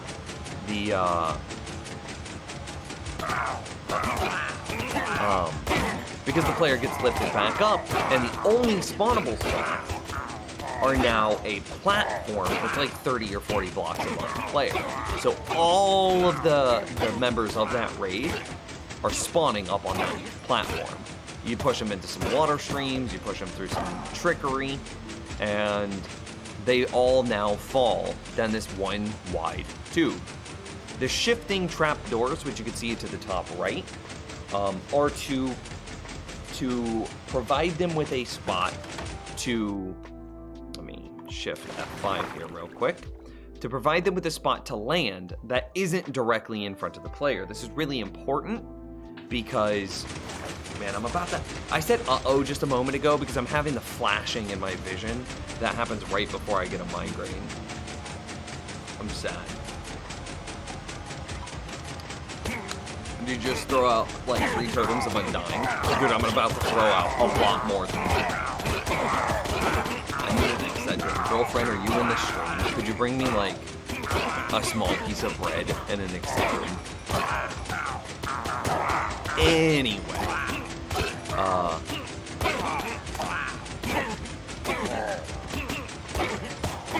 Yeah, and the Ravagers inside of this farm, we don't even have to worry about because we have some lava traps up at the top that perfectly kill the Ravagers while leaving the rest of the 2 tall mobs safe. And then it just sits here. My hands are totally free. Like, my hands are nothing, just absolutely nothing. I don't have to worry about anything. Everything is just taken care of for me. There's some pistons that push me around that make sure that I'm in the correct position.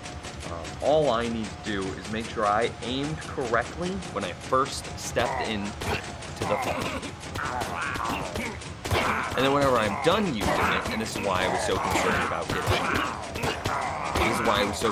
getting milled, is of course I'm gonna have the Bad Omen. That's how it keeps recycling itself. So the raid is giving the raid, which is triggered by Bad Omen, because I'm out of range of the actual raid mechanic, I can get the Bad Omen effect again. So then I drop back down, trigger it another time, then get lifted back up, so that way I'm outside of the raid encounter, so I can get Bad Omen effect from another Pillager Captain. So you look at the bar at the top of the screen. I realize that it's slightly hidden by my UI there, but it was only about halfway full by the time I made it to the top. Now look at the caption system in the lower right. Ominous Horn blares, which means that the raid just finished, and I've already been in position for like 8 seconds. Which means that the raid spawns centered on the player. And because the raid is spawning centered on the player, they can only spawn at one spot, which is also why it's very important that this was built in the ocean.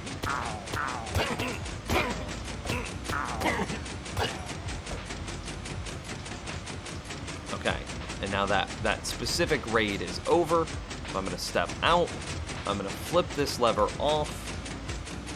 We can take a look. How many raids did I just do? Maybe 4, right? I'll just put these items back in here. They don't matter. Maybe 4 raids? It's the results.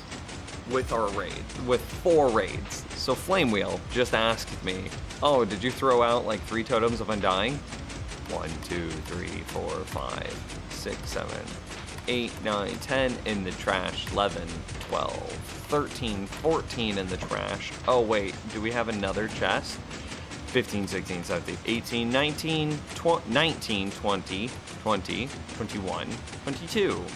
22 totems in the trash. So, yep. Absolutely wildly powerful farms.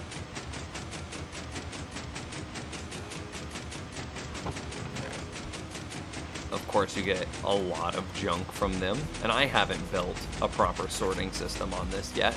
We'll probably do that at some point.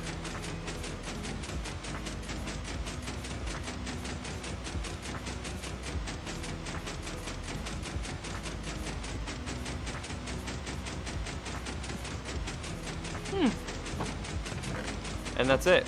That's the raid farm. That's how it works. So I go over, I fly over there, pick up a bad omen, and then I just AFK there for a bit. What did you do with your levels? I made a backup, I put Depth Strider on my boots and made a backup Elytra. I'll show you once I land, but I've been working on creating a Ender Chest storage system that has multiple embedded shulkers inside of it, so that way I never have to worry about like running out of resources whenever I'm out and about in my world. Because this one Ender Chest has, I think it's 8 completely full shulkers inside of it currently. So I have, a huge amount of storage on me. I'm carrying so much stuff. And as I build out this storage system, I enchanted my boots with Depth Strider because we realized I didn't have that. I enchanted some stuff with a new Elytra, which took up some levels as well. But, I mean, even after I did all of that, I'm still level 353. How long did it take to build this whole world? It's kind of a complicated question. Because I could just tell you that I'm on day 2110, or I could tell you that I have 26.65 days played in this world. However, that's not entirely a fair representation of what this world is, because the world has been designed with AFK farming in mind. Well, with AFK farming in mind, that means that I've spent a lot of time in this world that hasn't been actively building. It's just been AFK, running my farms.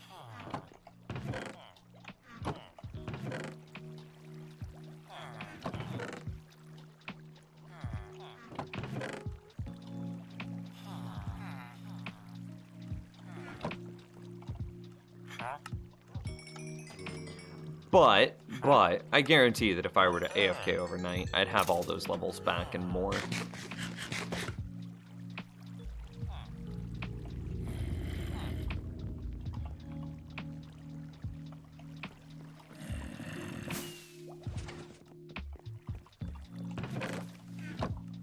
I do think I like how this storage system came together. I want to get some lights in here. I think that's the next thing that we do. So here's the, let's see, let's get out carrots. Also need enchanting bottles, and what else? I should probably go refill this with milk real fast.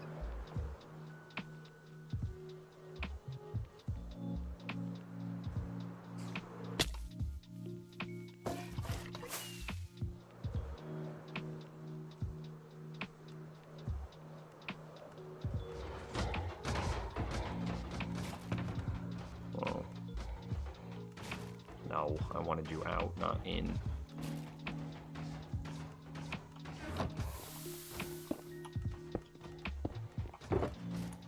Carrots. Building up that supply of carrots. Enchanting bottles I'm working on. And milk. And so this is where a good chunk of my levels went. It's creating this storage system here. So what do I need? I need like lanterns and iron bars would be nice. So that way I could set up a thing like this again. In 1.16 we'll rotate it to chains, of course, but not in 1.16 yet.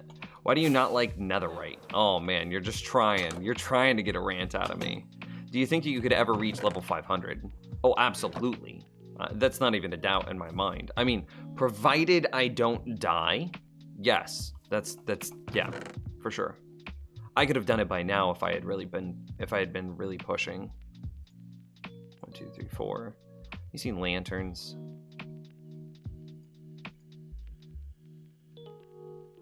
I didn't see lanterns. Do you see lanterns? More iron bars in a different chest.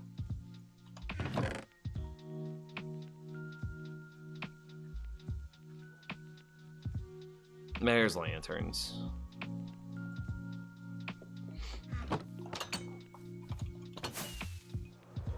So yeah, I definitely think that I could hit level 500. I bet level like 400 is halfway to level 500. And I've been level 383. So I bet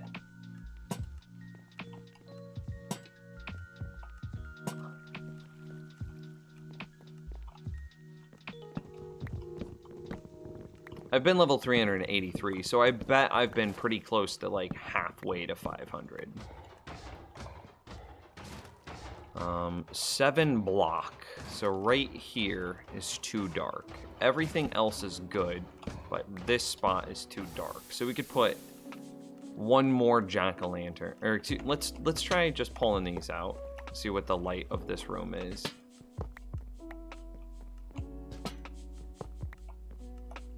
Where did that go?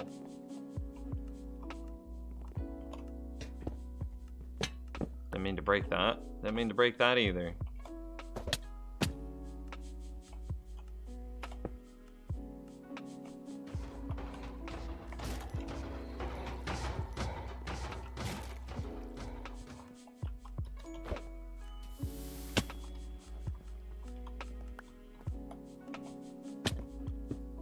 Okay, so let's destroy this, and with just the glowstone moving through the chests, what's the light of this room like? I think the floor is still set up the same way, as it's just going to be 7s right here in the center. So I think that we could just go a single lamp like this, and see now we have a light level of 12. I don't even think that we need the 4 around the room. You've already beaten the Ender Dragon, right? Yeah, that's how I have, you know, Elytra. To get to the end cities, you have to have beaten the Ender Dragon.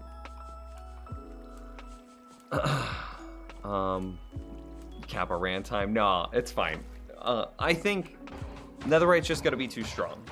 I'm already able to like swim in lava with generic protection diamond armor, right?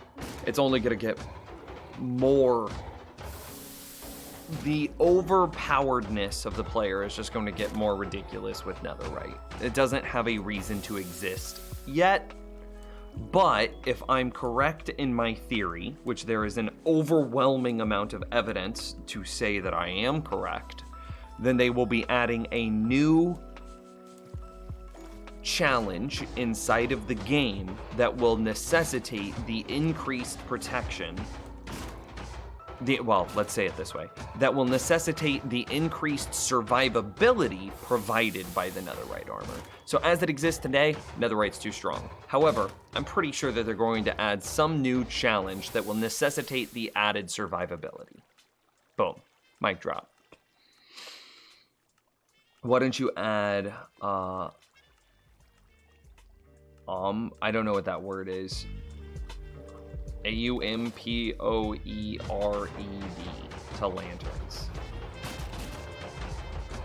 Why don't you add on board to the lanterns? I don't know what that is. The highest I have ever been is 70. Well, hey, I have a tutorial on my YouTube page, !YouTube, and you could build the skeleton experience grinder. And you don't need to build the tree farm. You don't need to build anything. If you build, seriously, and like no jokes, no memes, no nothing. This isn't me trying to advertise. Well, I am advertising a little bit, but I'm not trying to falsely advertise to you. If you were to build the skeleton experience grinder, which is these wolves here with these trap doors and the redstone system and the skeleton spawner, and a fishing farm, you'll set records for your personal highest level every day.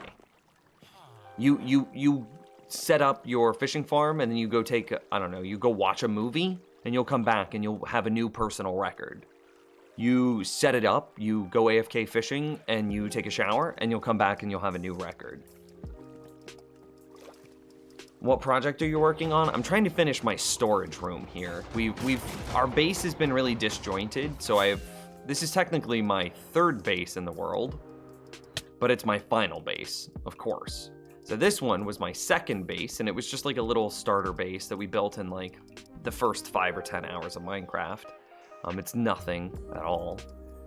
But I still have quite a number of chest and storage things in this base that I need to move out. So, in order to be able to destroy that base, I need to set up this one. Bastions are quite a challenge for some people. So, the very first time that I made the claim that netherite armor was too powerful, somebody in chat room, so I define too powerful is if you can use only the one thing and then go through an area of the game with little to no difficulty, then that one thing is too powerful. So what I did is I gave myself full netherite armor and full protection 4 on it. And then a basic iron sword, no enchants, just a regular iron sword, something that you can literally get in the first 2 minutes of Minecraft. Iron sword, 0 enchants. And a basic bow, again, just 3 sticks and 3 string, no enchants. So, and then I gave myself cooked salmon. So not the greatest food, but not a bad food either. Given the availability of fishing farms, cooked salmon is something that's very easy to come by. Very basic mid-level stuff. And then I gave myself full netherite with protection 4. And I could stand there in the center of a bastion and have 0 problems. I did a bastion with exactly that setup with no issue at all. I did a pillager raid with exactly that setup with no issue at all. That is exactly why I believe netherite armor is too strong. It shouldn't be able to take you that far into the game. It's just too much.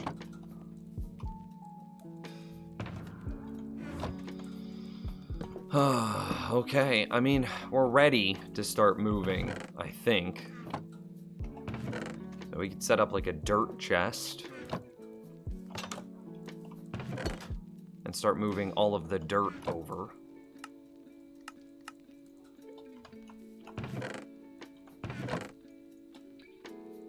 I don't know what to do with like these potions though.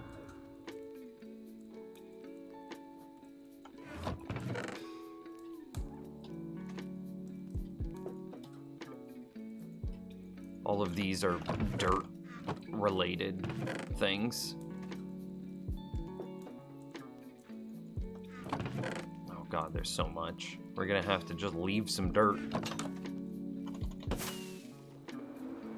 Fair, I guess you're right. Yep. And because they were saying that, so what I first did, and he's like, oh, it's not that strong. This person did. And I'm like, yes, it absolutely is. So I then popped into a 116 snapshot. I gave myself exactly that armor, full netherite with protection 4, because that's how everybody's gonna use it, because it retains the enchants now that you had on your diamond armor, which means everybody's gonna have perfect netherite armor the moment they get it. And then I spawned a whole swarm of zombies, like literally like 30, 40, 50 zombies. I had no issue. Like, and I just stood there. I didn't even fight. I just let them hit me. And I was just like getting smack, smack, smack, smack. And I'm just getting bounced around this world, not even losing health. I don't even need to eat. That's how powerful it was.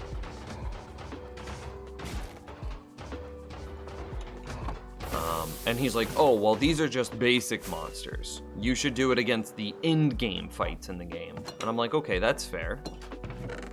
And so I was like, what would we define as like end game, some of the hardest challenges? And it's like, well, the new content's really challenging. And it's like, oh, bastions? Okay. So then I walked into a bastion, and like I said, I gave myself a unenchanted iron sword and an unenchanted bow. 0 issues. Cleared the entire bastion, got all the loot, ate like 5 pieces of food, and the majority of the food that was eaten was caused by me moving, not by monsters like doing any real amount of damage to me. And then it was like, okay, what's another end game thing that this armor is supposed to necessitate? Ah, you did it! You got me on the rant! Look at you! I bet you're so proud of yourself.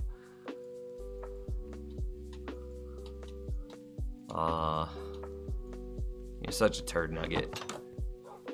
And then it's like, so then we did a pillager raid, and the same thing happened. There was absolutely no issue. No challenge, nothing at all. And again, remember that armor, I did that with basics tools. I didn't have good food, I didn't have potion effects, no beacons, nothing. I was completely unenchanted with the exception of the armor, and it still was no issue. Dang those levels. Yeah, we used to be higher. At the beginning of the stream, we were at 383. But, you know, we had some projects that we've been working on, so. What do I do with this dirt? Does it just get left behind? Gotta go, Nims. See you later, Steelhawk. Have a good one, man. I didn't know there was a difference behind, other than the durability. It's this stat right here, armor toughness. I believe that this might be a hidden stat. Let me look. Let's see. What is the show advanced tooltips? F3H? Nope. Armor toughness is in there, even with advanced tooltips hidden. Is durability in the regular tooltip now?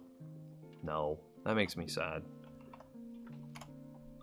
Anyway. It's the armor toughness. So armor toughness describes the threshold of damage that needs to be dealt before the player actually takes, before the player loses health. So, the higher your armor toughness, the more damage will need to be done to the player before the player actually loses health. And, netherite armor has the same amount of armor stat. So, you know, the legs, netherite armor has 6 armor. Netherite boots have 3 armor, same as diamond.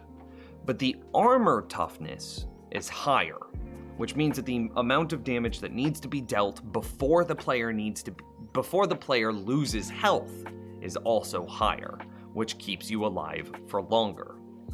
And that stat going up is, it prevents a lot of health loss. A lot of health loss.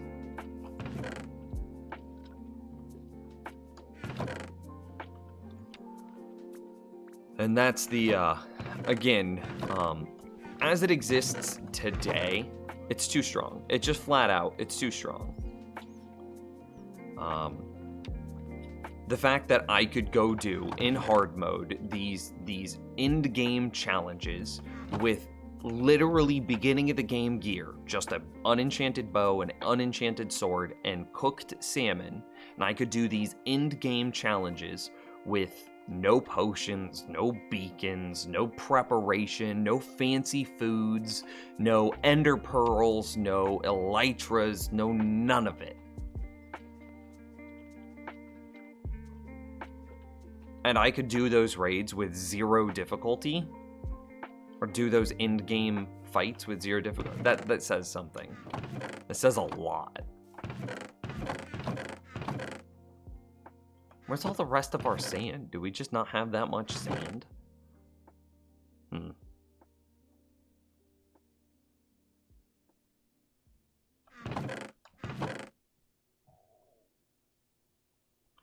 Well then.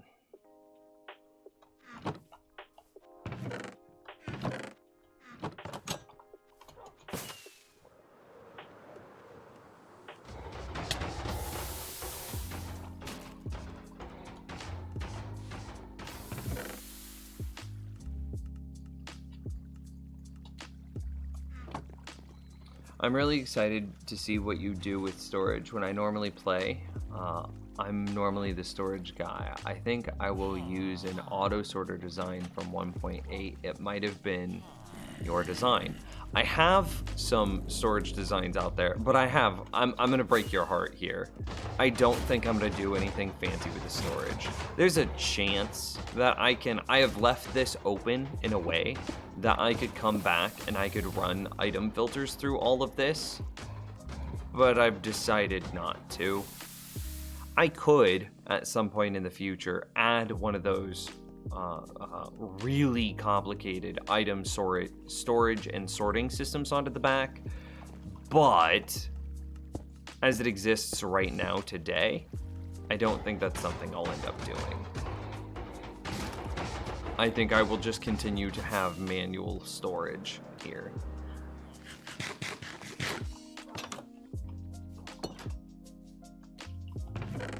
So and that feels so bad because you're so hyped about it, and like I'm telling you that it's probably not gonna be. Oh, there's all my sand.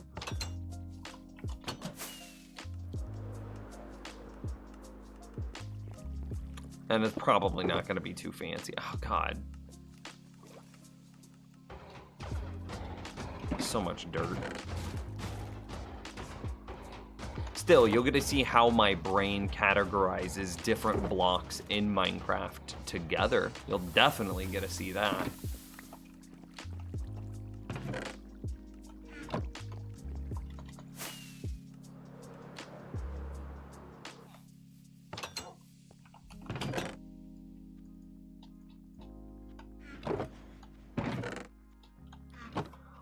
I'm playing a mod pack that has armor that gives greater than 20 total armor toughness. I take no damage from anything but a player, and even then it's only because the armor piercing weapon the same mod adds. I mean, yeah. Armor toughness is more important. It's another one of those like hidden sneaky stats like saturation in regards to health that a lot of players just don't know about, or if they do know, it's such a convoluted statistic, or it's such a convoluted mechanic that people don't understand how it works well, or how I shouldn't say how it works well. They don't understand how it works. I guess well, yeah, they don't understand it very well. And that's not a problem, that's not their fault. It's just a complicated and hidden statistic, or a complicated and hidden mechanic. So, it's just... The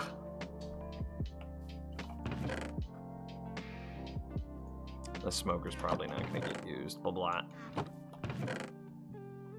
All of the nether blocks.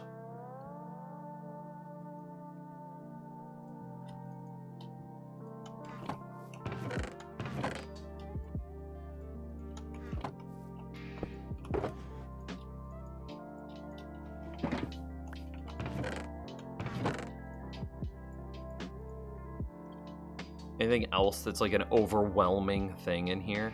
No. What are the best enchantments for armor? Protection. Generic protection, always. Not even a question.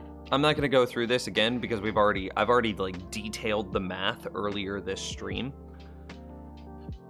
But protection 4 on all pieces of gear is the only thing that you should ever consider running. Only. I don't care what scenario you present to me. If you're like, but Nims, I'm going to be working in the nether and I might fall in lava. No, protection 4. But Nims, I'm going to be building a charged creeper farm and a creeper might explode and I want that blast. No, protection 4. But Nims, I'm going to be working with skeletons and they might shoot me, and protection 4. Not projectile, not blast, and definitely not fire. Whew. We've already detailed the math. I'm not going to do it again, but just trust me here. And if you don't trust me, watch the stream back. I'm somewhat saddened by that. I was seeing how your mind sorts blocks. Still looking forward to it. Yeah, you can kind of see some of it, like the nether blocks are here. Wood derived blocks are here. Stone derived blocks are here. But for some reason, I think that bricks are considered a stone block, which is a little bit, I don't know, atypical maybe.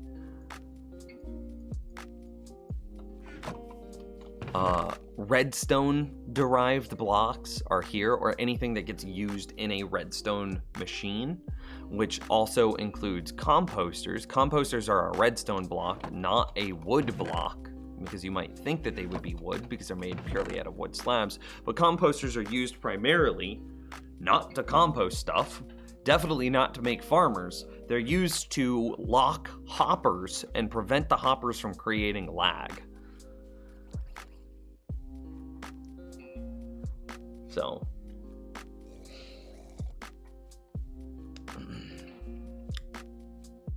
a bit dazed. Okay, take care, man.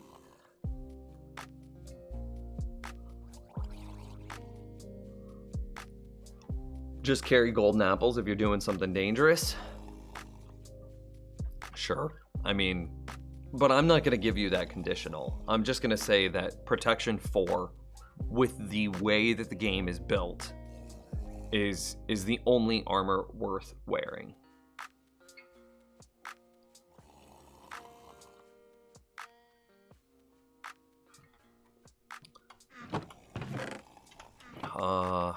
Do we want to go through and do I want to like actually organize the sorting system? Like put signs on it so that way we know where we're putting the items before we put the items there. Okay, so we're just doing like full solid blocks here. So let's say stone, because all the stone is going to be really full solid blocks. We could say something like wool. Is that a category?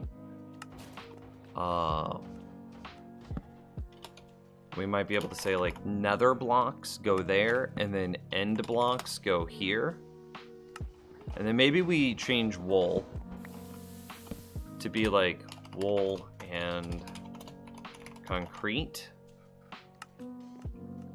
Right? Yeah, that kind of makes sense. Bothers me that I didn't put end on the same level. End.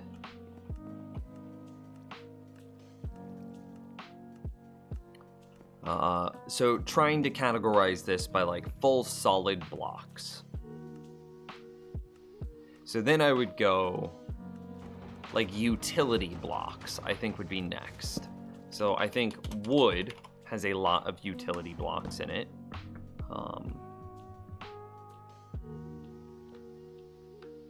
Like redstone, as an example, has a lot of utility blocks in it.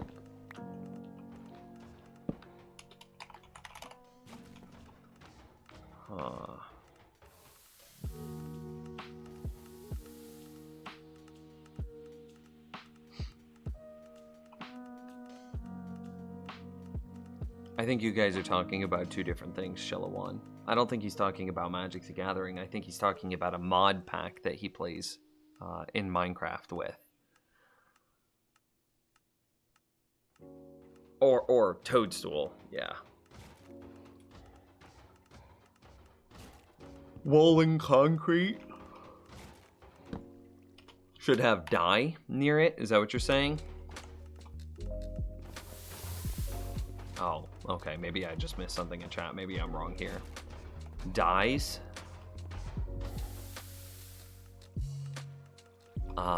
What else do we have over there? We're definitely gonna need like 3 chests of miscellaneous. So we've got nether, we've got end, we've got wood, we've got stone. We might have one that's called rares, and that's like music discs and G apples and horse armors and the like.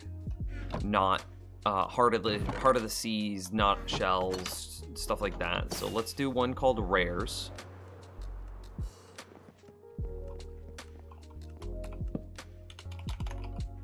Okay, and this isn't where their placement's gonna go. Here, let's actually let's put it like here, there.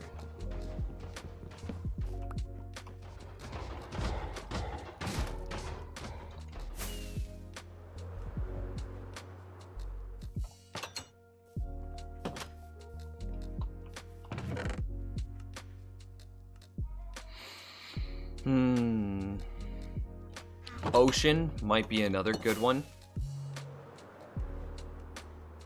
Because in ocean, we would be able to put stuff like kelp, and we would also be able to put things like prismarine.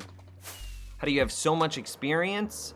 I used to have more. I used to have a lot more. We were at level 383 at the beginning of this stream. I did a bunch of enchanting today. But I have a really, really, really powerful experience grinder. That's not an ender. It's a skeleton experience grinder. It uses wolves to automatically kill skeletons, so I don't have to. So it's completely automatic. Here, let's get under here. So there's a skeleton spawner underneath this like cobblestone here. Boom. And then skeletons will spawn. Let's give it a moment so we can watch the skeleton spawn. You can see that there's some water streams and a water trench down there. Yeah, you can see that. Skeletons fall into the water trench. They're gonna go up a bubble elevator. And this one, there they go. They're gonna go up a bubble elevator, which is this thing here, and then go over a water stream, and then they'll fall down, landing at exactly 1 heart. And then the wolves, which default aggro to skeletons, will kill them, and because the wolves are owned by the player, the skeletons are considered a player kill, and thus drop experience. So this happens fully automatically, no player interaction, nothing required at all. It does have a really tight radius though, so it's only active in a very small area. Think like Darkroom mob farms are active only in a specific area. And so this one has an even smaller area. So I'm like, okay, well I have this small area that I can be in. So what can I do in this small area? Well, I can AFK farm. So I get, whenever I'm done playing Minecraft for the day, I just sit here and AFK fish, while the skeleton experience grinder is automatically feeding me experience while I'm AFK fishing.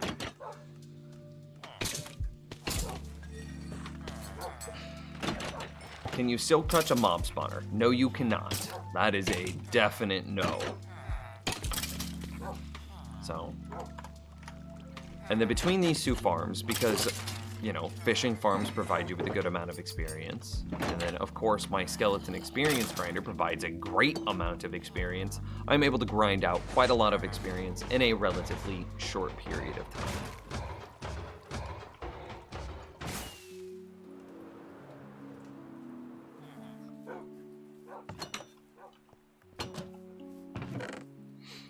We've got the end, we've got the nether, we've got some stone, and we've got wood. So we'll need ore and redstone, I think, are the next things that we need. I don't know if we have that set up yet. I think we got redstone, but let's get ores. Okay, what else?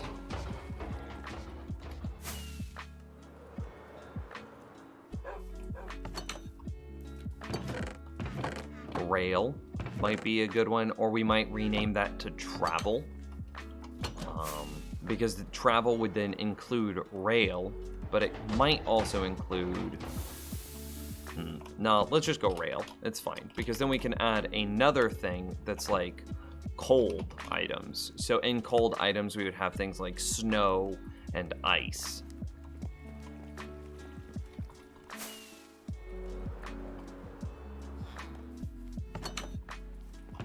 We'll probably need something that's like mob drops. See, there's snow. Dye should probably be dyes and flowers. Or like... I think we'll just call it dye for now, but eventually we're going to destroy the sign. But in our mind, dyes will be dyes, flowers, basically the dyes, and then everything it takes to make the dye. What else will we need? See, there's a lot of miscellaneous stuff, like name tags and books and stuff like that. Should we call these like villager things? Maybe we have one that's potions, one that's villagers. Villagers. Potions. We've got 1, 2, 3, 4 slots left.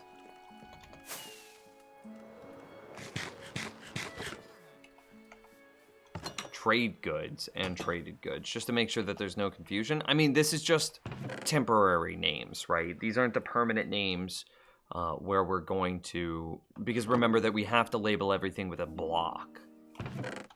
So all of these chests in the back are done. Rail's done. Shulker... I don't know what we're going to do with the Shulker one yet. I shouldn't have crafted these all into Shulker. I should definitely build my Shulkers as I need them, not in bulk. Because the Shulkers should definitely sit inside of the end chest, like this. And then the chests here should sit inside the wood. So these Shulker shells sit there. Because that's so much more space efficient than just having Shulkers.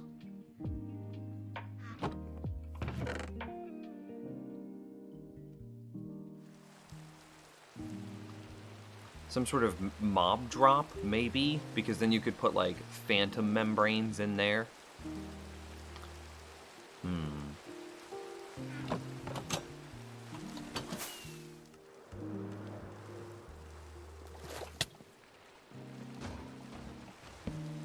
And it's like maybe hostile mob, passive mob. Yeah. And now we have 2.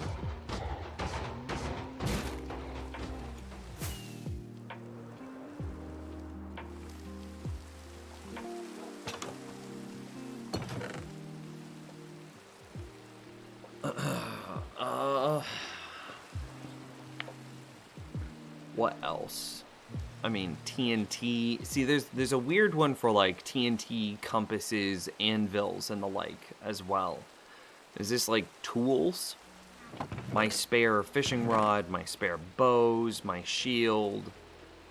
Tools? The flint and steel, the carrot on a stick. Sure, let's get one called tools. Thanks for the live stream, Nims. Yeah, Toadstools. Take care, man. Have a good night. Thanks for stopping by. Tools. And my axe. Are you Gimli?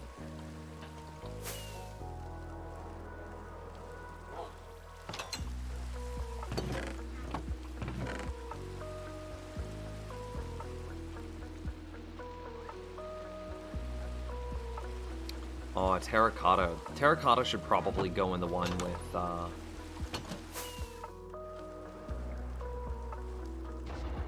what is that?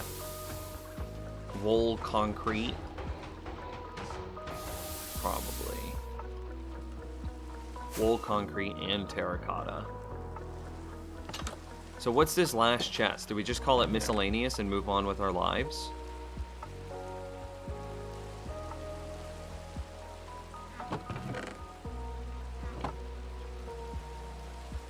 So where would we put this?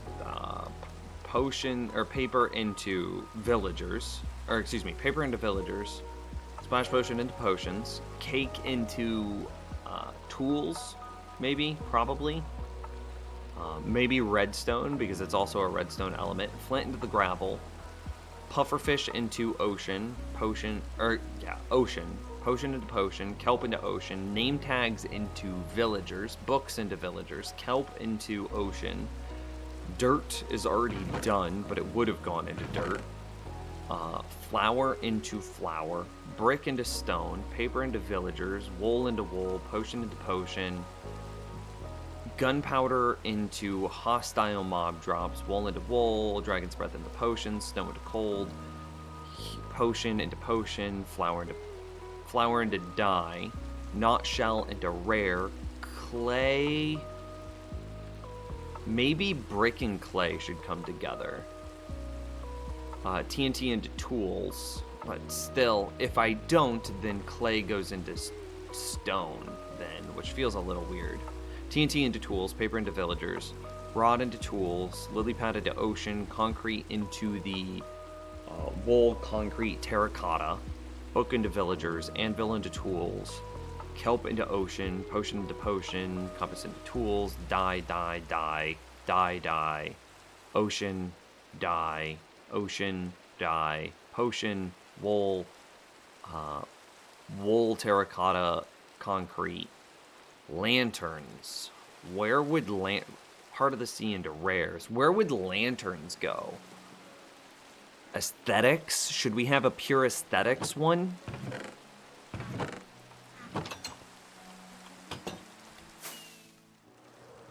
I think that's the only thing that we're really missing is blocks that you really only build for aesthetics. Yeah?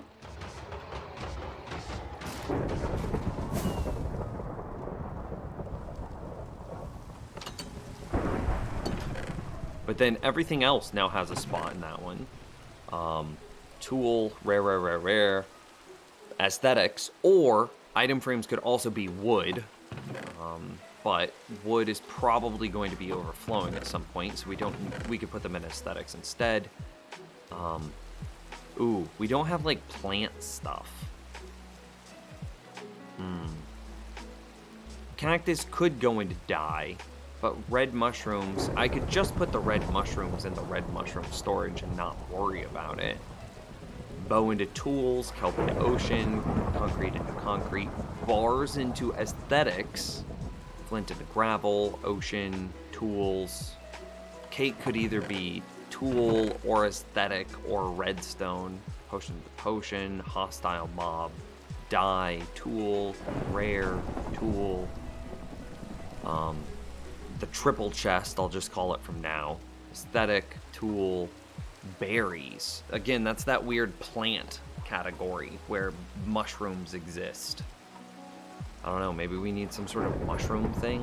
Mushroom plant thing?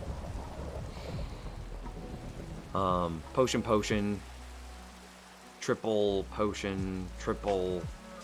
Another aesthetic block, because I know that bells have mechanics, but... Yeah, aesthetics. Map, this could be a tool. Campfire, probably a tool, not shell, rare drop. Passive mobs, tool. So the only thing that's weird is our like berries and mushrooms and what have you. Like plants that don't really have a home. What am I doing right now? Trying to set up a permanent storage system. So is there anything here?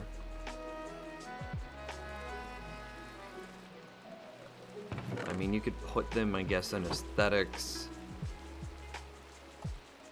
Looking to see if there's any doubling up. Gravel might not need this much space dedicated to itself.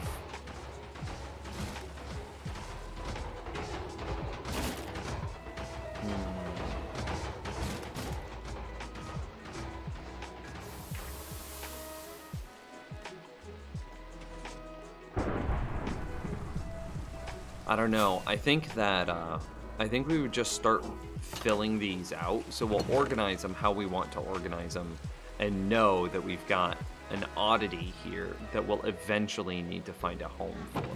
But I think everything else does have a spot. Like all of this stuff could just go in tools. That goes in rails. I mean, hell, even these completed shulkers could go in tools. All of this is well organized already. These chests just get moved over 1 to 1. Charcoal might be a little bit weird. Nah, we could just put charcoal in the proper charcoal storage. Things like furnaces, those could all be considered tools. I think we're good. So I think this is going to be where we call it a stream.